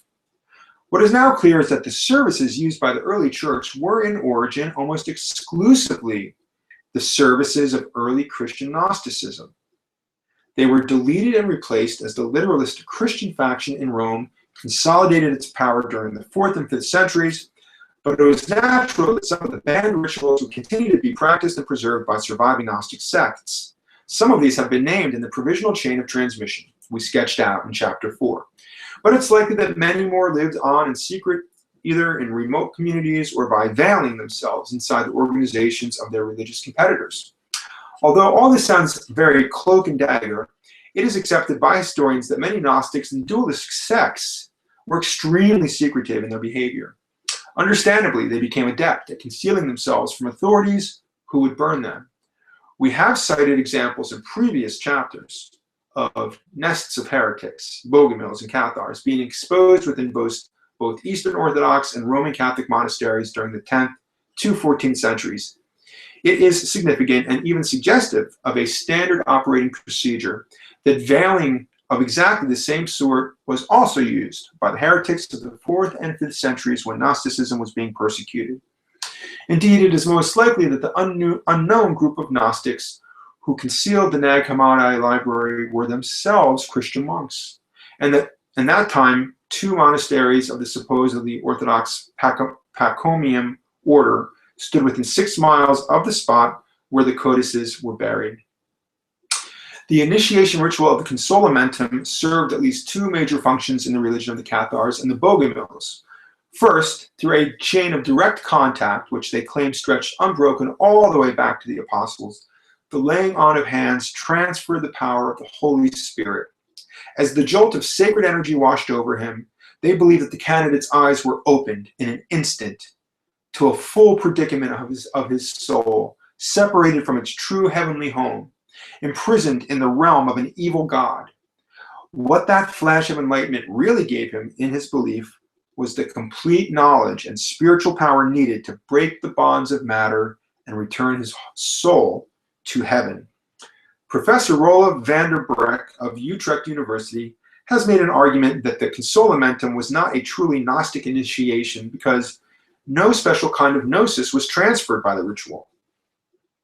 The professor is an authority in his field whose work we highly respect. But this statement requires an overly restrictive definition of the kind of knowledge that gnosis was, and gives no thought as to how it was supposedly acquired. As we've already noted, the Gnostic initiation rituals of the 1st to the 4th centuries AD, just like the initiations of the bogomils and Cathars 1,000 years later, were simple ceremonies involving the laying on of hands. It is absolutely obvious that what descended on the candidate in all 3 cases was not a specific body of learning to be mastered intellectually, either through an oral tradition or from books. It was instead revealed knowledge, inspired knowledge, which passed in an instant like a charge of electricity, in which he or she had to experience directly and personally. In essence, it was not even complicated or difficult knowledge. As Bernard Hamilton maintains, the early Christian Gnostics saw it simply as knowledge of the truth about the human condition. As such, you've either got it or you didn't. Besides, despite his reservations about full Gnostic status for the consolamentum, van der Breck himself goes on to affirm, because of their dualism, be it moderate or absolute, the Cathars can be called Gnostics. If the idea that the material world is made by an evil creator and that the soul is locked up in the prison of the body cannot be called Gnostic, then there are no Gnostic ideas at all. In this sense, Catharism is a medieval form of Gnosticism. The second function of the consolamentum for the Cathars and the bogomils was to elevate the candidate from the rank of credenti to the rank of perfectus. In this too, they were following a pattern that had been set down by Christian Gnostics for the first 4 centuries AD. We've already seen that the Manichaeans, in exactly the same way as the Cathars and bogomils, divided themselves into 2 great classes of elect and hearers. So too did an earlier Gnostic church established by Valentinus in the 2nd century AD. He divided his good Christians into 2 classes, the pneumatics, spirituals full of divinity. and the psychics, those with the potential, through effort, to become spirituals.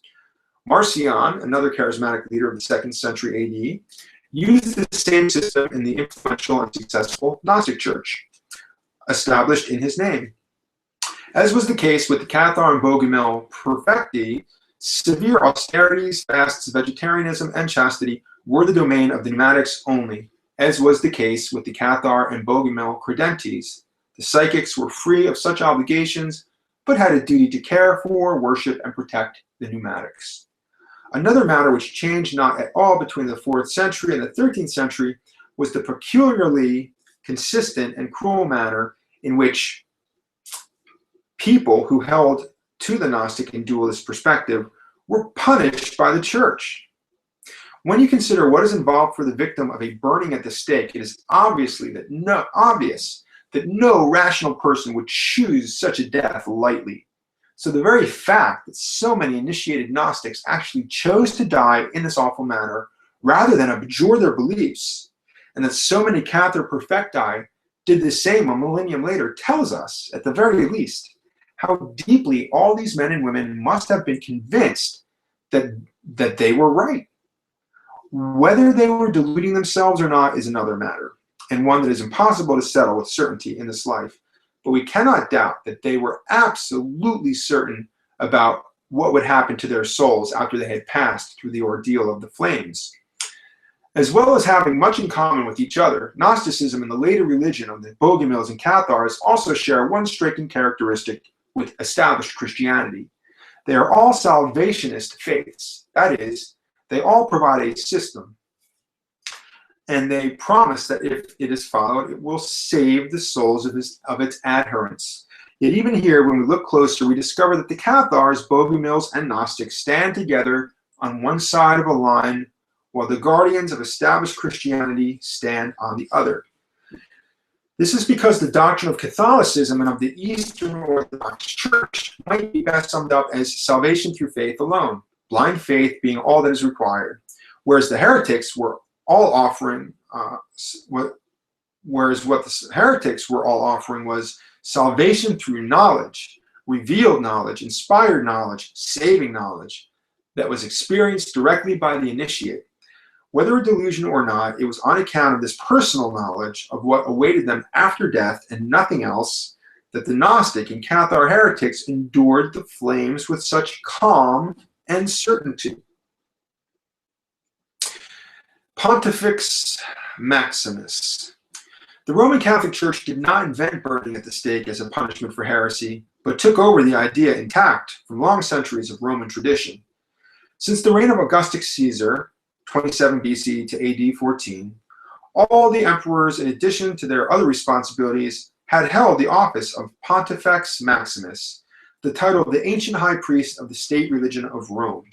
The religion could and did change from emperor to emperor, but the emperor of the day always remained its Pontifex Maximus. In order to maintain the mandate of heaven, he was required to protect the state religion and punish any attempts to undermine it. This did not concern most creeds, which went about their business peacefully and were tolerated. But it did affect militant evangelistic religious movements like the Christians and the Manichaeans, which offered a perceptible threat to the dominance of the state cult, and thus to the state itself. Very frequently, the offenders were charged with heresy and burnt at the stake. In 186 BC, a mystery cult dedicated to the god Dionysus was banned in Rome and thousands of its initiates executed. On another occasion, philosophers were burnt for threatening the proper conduct of religion. Witnesses said that they went to the stake laughing at the sudden collapse of human destinies and died unmoving in the flames.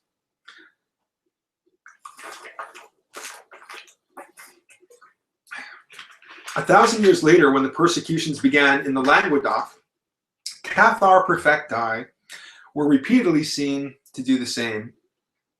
The Roman historian Tacitus records a terrible massacre of Christians during the reign of Emperor Nero, AD 54 to 68. However, this seems to have had less to do with protecting the state cult than with popular hatred of the Christians at that time. Already despised for, quote, their abominations, they were wrongly blamed for starting the great fire that devastated Rome in AD 64. An arrest was first made of all who confessed. Then, upon hearing their confessions, an immense multitude were convicted, not so much of arson, but of hatred of the human race. Mockery of every sort was added to their deaths. Covered with the skins of beasts, they were torn apart by dogs, nailed to crosses, or doomed to the flames. Those who were burned were used to illumine the nighttime skies when daylight ended. It was to be almost 200 years before there were systematic persecutions of Christians by the Roman emperor in his role as Pontifex Maximus.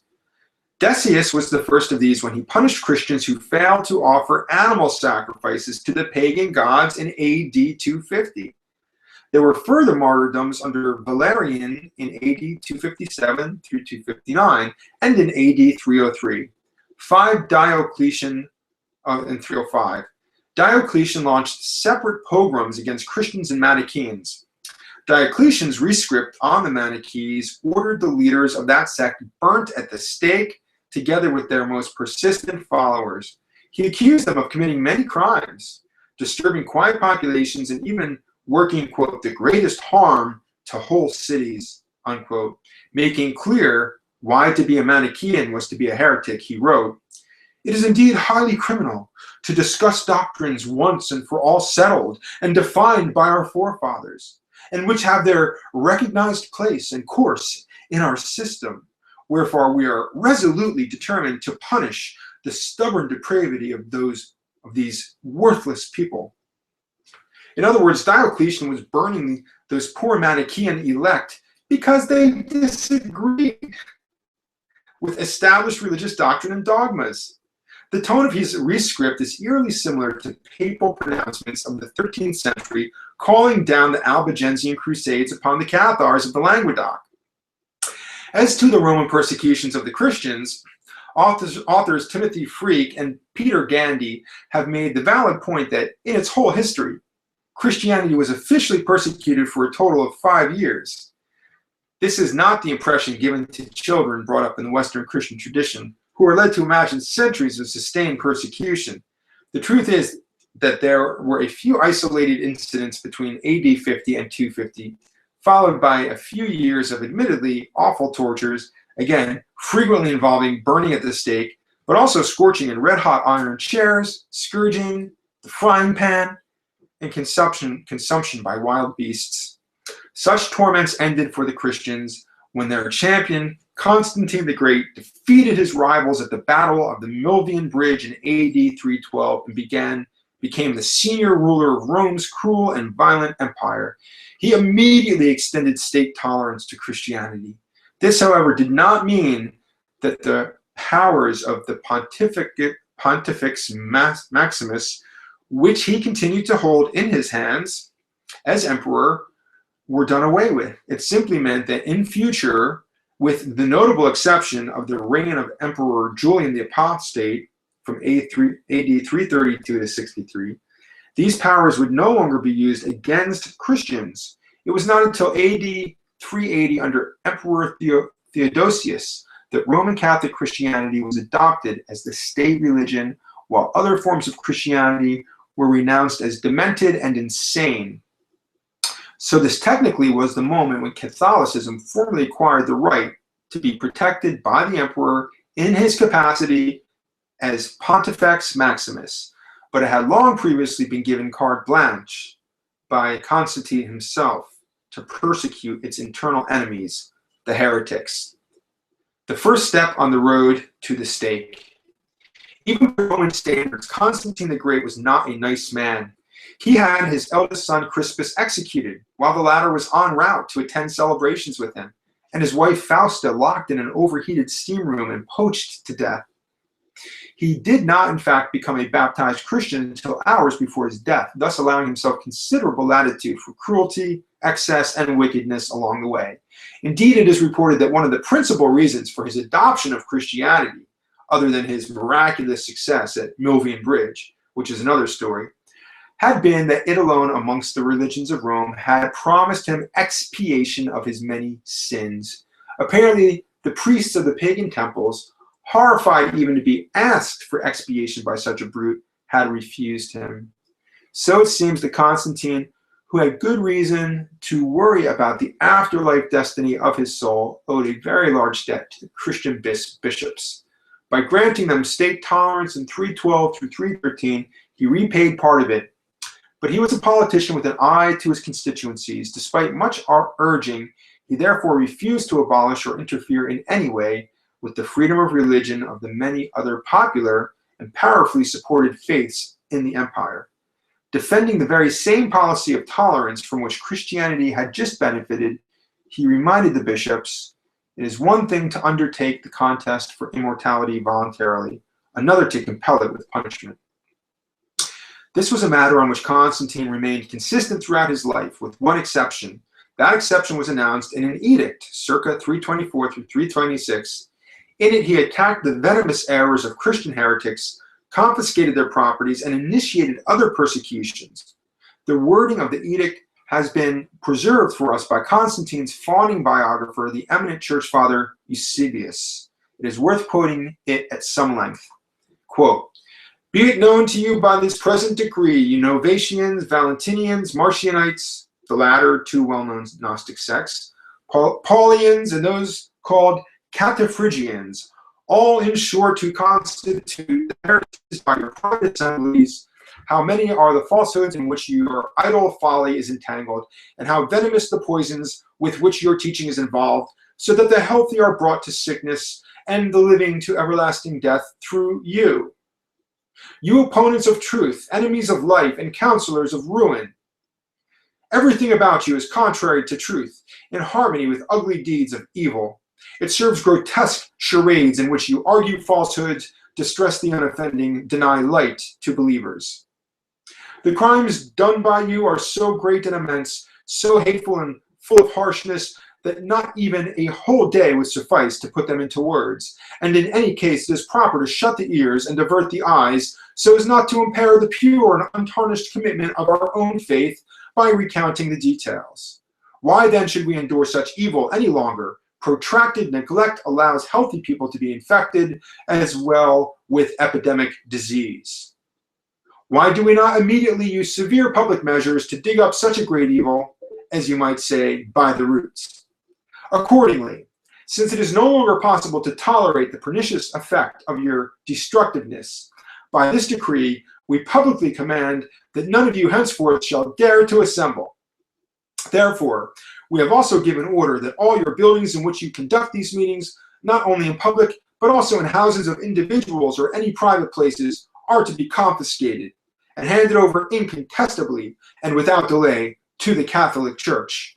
And thereafter, no opportunity be left for you to meet, so that from this day forward, your unlawful groups may not dare to assemble in any place, either public or private. It was the first step on the slippery slope of persecution. Within less than a century, in league with emperors like Theodosius, the Catholic Church had begun to burn heretics at this stage.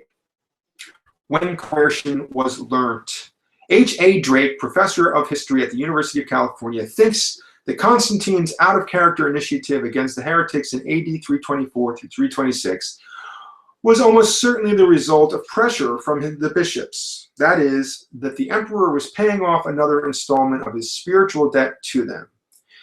Besides looking at his options at the time, it would have seemed like the obvious move to make. With heresy, both imperial and episcopal agendas came together. Punishment of improper worship was the one action that Constantine would have been prepared by centuries of imperial procedure to take, and the one that, in his eyes, a new and important constituency had the most right to demand. It had the additional advantage of demonstrating his toughness to militant Christians at very little cost. Drake has investigated Christianity's rise to power in Rome and its changing relationship with the state between Constantine's initial acceptance of the faith in AD 312, its elevation as the official religion of the empire in AD 380, and the banning of all other faiths in AD 392. This was a period of immense importance for the future of Christianity in which, for good or ill, it set the course that has followed ever since. It was also the period, as Drake observes, in which militant Christians first came to dominate and then to define the Christian movement, noting that in the decades after Constantine, the church became more militant and more coercive as it had become more powerful. He asks, what happened to the Christian movement? Why was it that the militant wing prevailed? During the first 3 centuries AD, we know already that the Christian movement consisted of a diverse mass of sects, all of which defined themselves as followers of Christ despite their wildly varying doctrines and contradictory beliefs. At one end of the scale, there were those like the Gnostics who rejected the Old Testament, interpreted the New Testament allegorically within a dualist framework, did not believe that Christ had been born in the flesh or crucified, allowed the greatest possible latitude for individual revelation and inspiration, and had no wish to impose dogma on others. Although they claimed to be the original Christians guarding the true apostolic succession, they were interested not in coercion, but in a process of personal inquiry and experience that would lead their initiates to a saving knowledge of the truth. They did not believe that there was just one exclusive path to this gnosis. As such, blind obedience to any form of dogma, together with intolerance for the beliefs of others, were rejected by all the Gnostic systems. At the other end of the scale were Drake's militant Christians, the Catholics and their bishops who established their primary power center in Rome in the early 4th century AD after they had won Constantine's favor. They too claimed to be the original Christians, guarding the true apostolic succession. And it was on the exclusive basis of their doctrines and beliefs that what we now think of as the Christian church took shape during the decades that followed. They accepted the Old Testament, interpreted the New Testament with adamant literalism, believed in Christ's incarnation, crucifixion, and bodily resurrection, and that all humans would experience bodily resurrection too. Rejected dualism, allowed no latitude whatsoever for individual revelation and inspiration, and felt it was their duty to impose their beliefs on others. Their interest was in obtaining the complete and unquestioning faith of their congregations in the infallibility of the doctrines that they taught. As such, dogma, the enforcement of blind obedience, and violent intolerance for the beliefs of others were from the beginning their stock in trade. Why did the militant wing prevail? The answer that Drake gives to his own question is, in a sense, a tautology. The militant wing of the once broad church of Christianity prevailed because it was militant and because it was the first to acquire access to the coercive apparatus of the state. As a simple and universal function of human organization, Drake suggests there are persons in every mass movement who are willing to coexist with variant beliefs and others who see such non-believers as outsiders and as a threat that must be neutralized. Coercive powers are made available to people who cannot tolerate variant beliefs, as they were in Rome in the 4th century, then it is inevitable that they will soon be used to enforce uniformity by destroying or marginalizing other religions. But because of Constantine's calculated squeamishness about persecuting pagans, the dogmatic tendencies of the Catholic bishops during their first few decades in imperial favor were channeled exclusively into the fight against heresy. This was a fight that the church was subsequently to pursue with single-minded ferocity during the 13th and 14th centuries when it destroyed the Cathars, and until as late as the 17th century when heretics throughout Europe were still routinely burnt at the stake. Indeed, it may well be that it was only through this early process of discriminating against, stigmatizing, punishing, terrorizing, and physically eliminating internal rivals that the members of the militant faction of Christianity were able to elucidate their own beliefs fully in the first place. The existence of heresy cannot be considered apart from the existence of the church itself, argues Zoe Oldenburg. The two run pari passu. Dogma is always accompanied by heresy. From the very first, the history of the Christian church was a long catalog of battles against various heresies. Thus, what had started out as Constantine's low-cost strategy to appease militant Christians to whom he felt indebted and to impose uniformity on the more heterodox Christian sects something that would have appealed to the dictatorial instincts of any red-blooded Roman emperor, was to have unforeseen consequences that rebounded down the ages. Before Constantine, there had been an eclectic field of Christians in which no sect held power over any other, because all were persecuted.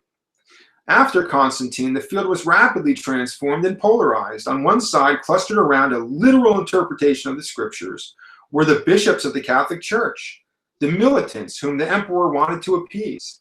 On the other hand was everyone else, and every other shade of opinion. The net effect after 324 and 326 was that all anyone needed to do was to become a heretic and to risk losing freedom of assembly, home, property, and life, was to disagree publicly with the infallible pronouncements of the bishops, most particularly the supreme bishop of the Church of Rome. It is not an accident that by the 380s, the emperors had renounced their age-old responsibility of Pontifex Maximus, high priest of the Roman state religion, leaving it for the popes to pick up. To this day, it remains their official title. Longing for power long before Constantine. We are not suggesting that militant literalism within the Christian church was created by Constantine's willingness to punish heretics. On the contrary, a strong literalist tendency had been present in Christianity long before the 4th century, perhaps as long as any of the Gnostic sects, and simply took advantage of this willingness. The really radical transformation of Constantine's reign was that for the first time it gave literalists the power to impose their views on others. It's obvious with hindsight that they've been longing for this for centuries. It's obvious, too, how they consistently made use of rabble-rousing emotional arguments and hateful accusations during their years in waiting, simply to stir up trouble for their opponents. Sophisticated techniques that modern disinformation specialists would call black propaganda. Everything about their demeanor and rhetoric indicates that these people believed that they would one day gain the power of enforcement over others, as they eventually did under Constantine, and that once they had it, they would not hesitate to use it. Consider, for example, the words of Irenaeus, one of the Catholic Church's great scourges of Christian Gnostics during the 2nd century. Let those who blaspheme the Creator, as do the Valentinians and all the falsely so-called Gnostics, be recognized as agents of Satan by all who worship God. Through their agency, Satan, even now, has been seen to speak against God, the God who has prepared eternal fire for every kind of apostasy. From the 1st to the 4th centuries, there are repeated examples of this sort of rhetoric, often wound up to an even higher pitch, and including accusations of cannibalism, sexual promiscuity, infant sacrifice, and so on. Another telling detail is that even before Gnosticism was banned, techniques were in use to flush out and identify its initiates for possible future persecution. Because the Gnostic profecti were generally vegetarian, one well-tried method of identifying their presence amongst the Orthodox clergy and monks of Egypt was to make meat-eating compulsory for all once a week. It is the victors who write history, not the losers, so we don't know whether such witch hunts and hate campaigns had begun to spark off physical violence against the Gnostics as early as the 2nd century, but the Gnostic side of the story may have survived in one of the Nag Hammadi texts, the 2nd treatise of the great Seth, which says in part, "After we went forth from our home and came down to this world and came into being in the world in bodies, we were hated and persecuted, not only by those who are ignorant pagans, but also by those who think they are advancing the name of Christ, since they were unknowingly empty, not knowing who they are, like dumb animals." Massacre of the Innocents. Constantine's edict of AD 324-326, cited at length earlier, handed the militant Christians the one thing they obviously wanted all along, the power of the state to persecute their old opponents, the Gnostics. It is notable that the edict is expressed in a peculiarly violent rhetoric favored by the militants. As Drake points out, it was a very deliberate choice of words when the emperor characterized the belief of Gnostics as venomous, a term comparing those who held them to snakes. Similarly, he likens heresy to a disease, something capable of infecting healthy souls, Such images are important as labels that serve both to identify and stigmatize a group, making it easier to single out its members and deny them humane treatment. This step, however limited in scope and duration, opened the door for the more massive coercion campaigns that would occur at the end of the century. During the last decade of Constantine's rule, the evidence shows, as expected, that militants began to use the new powers he had given them, but they did so quite tentatively at first, as though feeling out the opposition. Under the reigns of his sons, they became significantly more persecuting. During the 15 years that Emperor Theodosius was on the throne, AD 379 to 395, he outdid all his predecessors by passing more than 100 new laws aimed at the Gnostics. Laws that deprived them of their property, their liberty, and frequently their lives, confiscated their places of assembly, and commanded the destruction of their books. It is unlikely to be a coincidence that this was the precise period in which the codices of the Nag Hammadi library were hidden away in Upper Egypt to escape detection and destruction. And though records are incomplete, we know there was also state sponsorship of anti-heretical terrorism during the same period in Lower Egypt. Maternus Cynegius, Theodosius's governor in Alexandria from AD 384 to 388, was renowned for his relentless harassment and persecution of heretics and pagans. In that great cosmopolitan city, one of the first strongholds of Gnosticism, a local syncretistic and universalizing cult dedicated to the composite deity Serapis, a fusion of two ancient Egyptian gods, Osiris and Apis, had long enjoyed the patronage of people from many different social and religious backgrounds. Scholars believe that Christian Gnostics may have participated in the mysteries of Osiris in his Serapis incarnation, while professing to place upon what they saw there a Christian interpretation.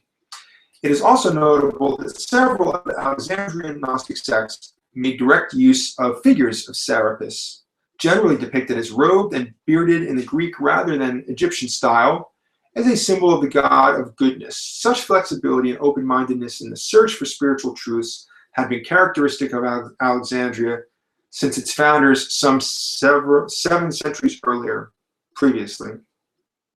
But precisely because of this venerable tradition of tolerance and fusion, many of its citizens were shocked and then outraged when Cynegius began to put the military forces he commanded as governor, supposedly for the protection of all sections of the community, at the disposal of the Catholic campaign to abolish other religions.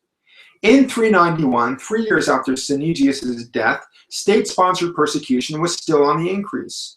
In parallel, Theophilus, the Catholic Archbishop of Alexandria, had been rousing the Christian masses against Gnostics and pagans. Riots were engineered and many members of the oppressed sects fled to the shelters of Serapeum. This was the great temple dedicated to Serapis that had been built by Ptolemy I Soter, 323 to 284 BC. The former general of Alexander the Great, who established the dynasty that ruled Egypt until the time of Cleopatra, 51 through 30 BC. The refugees felt sure that they would be safe there on ground that for so long deemed sacred. But they were wrong. Again, at the instigation of Theophilus, a huge Christian mob, including large numbers of monks, besieged and then attacked the Serapeum. The temple's irreplaceable library of ancient books and scrolls, arranged in the cloisters around the central building, was ransacked and burnt. Then, with imperial troops openly supporting the Christian assault, the defenders were massacred and the temple itself was razed to the ground. Reviewing the affair sometime later, the emperor held the victims responsible for their own destruction and did not punish the attackers. Nor was the loss of the temple library to be lamented. Theodosius' well-known view was that all books contradicting the Christian message should be burnt, quote, lest they cause God anger and scandalize the pious.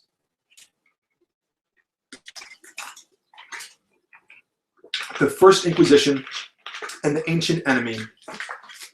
In the early 5th century, though their numbers had drastically declined after the persecutions of Theophilus, church and state still kept the pressure on the remaining Gnostics in Egypt.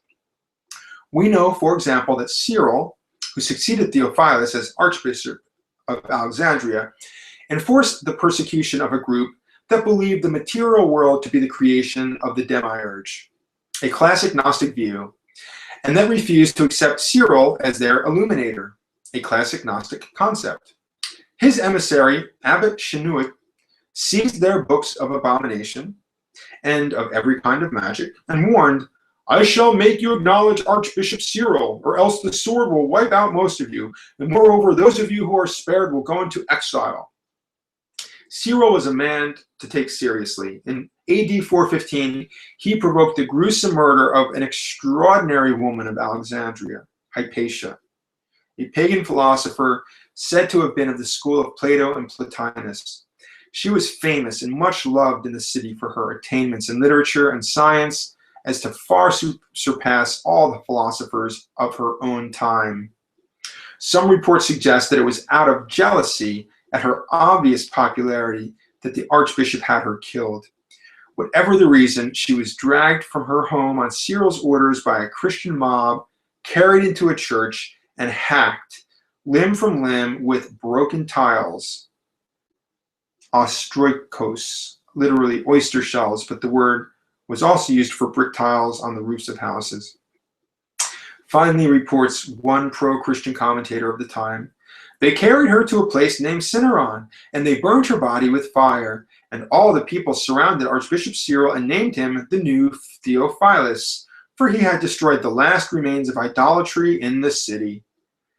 With such an atmosphere of Christian fanaticism prevalent throughout the Roman world, it is not surprising that the numerous Christian Gnostic sects of the 2nd and 3rd centuries had soon all but disappeared. In AD 447, Pope Leo the Great still felt it necessary to condemn Gnostic writings as a hotbed of manifold perversity, which should not only be forbidden but entirely destroyed and burnt with fire. But by the end of the 5th century, it seemed that organized Gnosticism was a thing of the past. Some of those prepared to risk their lives for their Gnostic beliefs certainly joined the ragged group of charismatic preachers known as the Messalians. Established at Edessa in the mid-4th century, they were still going strong in the 6th century. We saw in the last chapter how they might have formed part of the chain of transmission that would ultimately bring Gnostic texts and teachings to the Bogomils and thence to the Cathars of medieval Europe. But it was Manichaeism, also a Gnostic religion with strong Christian elements, that would have provided the most obvious haven for survivors of the disbanded sects. Perhaps because of this, and because Manichaeism was an evangelistic faith that still posed a real threat to the church, it became the primary target of persecution during the 5th century. So violent and thorough was this persecution that by the end of the 6th century, though it was to survive for another 1,000 years in the Far East, Manichaeism was a dead force in the Roman world. The final measures were the work of Justinian, AD 527 to 565, who ruled the Eastern Roman Empire from Constantinople. Mass burnings of the Manichaeans soon followed when he equated heresy with treason and subjected both offenses automatically to the death penalty. The Manichaeans had begun to act like a secret society, disguising their identity and pretending to be good Christians. Justinian's response was not only to burn them at the stake, but to burn any of their acquaintances, Manichaean or not, who had failed to denounce them. Significantly, in our view, he also created an official investigative agency, the Quaestiones, which was specifically tasked to root out and destroy the Manichaean heresy. 7 centuries later did Pope Innocent III have Justinian's initiative in mind when he created a very similar instrument of terror and oppression called the Inquisition. It was to become greatly feared and would ultimately take on a global role as Catholicism advanced into the New World and Asia. It's easy to forget that when Innocent established it in 1233, he did so with the specific purpose of rooting out and destroying the Cathar heresy, which we know he believed to be a resurgence of the more ancient heresy of Manichaeism. So by unleashing the Inquisition in the 13th century, it is almost as though Innocent was trying to pick up where his predecessor had left off in the 6th century. This would have been perfectly in character because, together with many other European churchmen of the period, he appears to have had a genuine sense of continuity about what the Bogomils and Cathars represented and how they were to be handled. The heretics, too, felt themselves to be part of a continuum and dealt with the church like an old enemy who they already knew very well. What was odd was that so few of the participants on either side seemed surprised after such a long silence that a fully fledged Gnostic anti-church was now straddling Europe like a colossus, confronting both Rome and Constantinople and threatening to turn the tables of the world. Thank you for listening. We will start our next video with Chapter 6, The Rivals.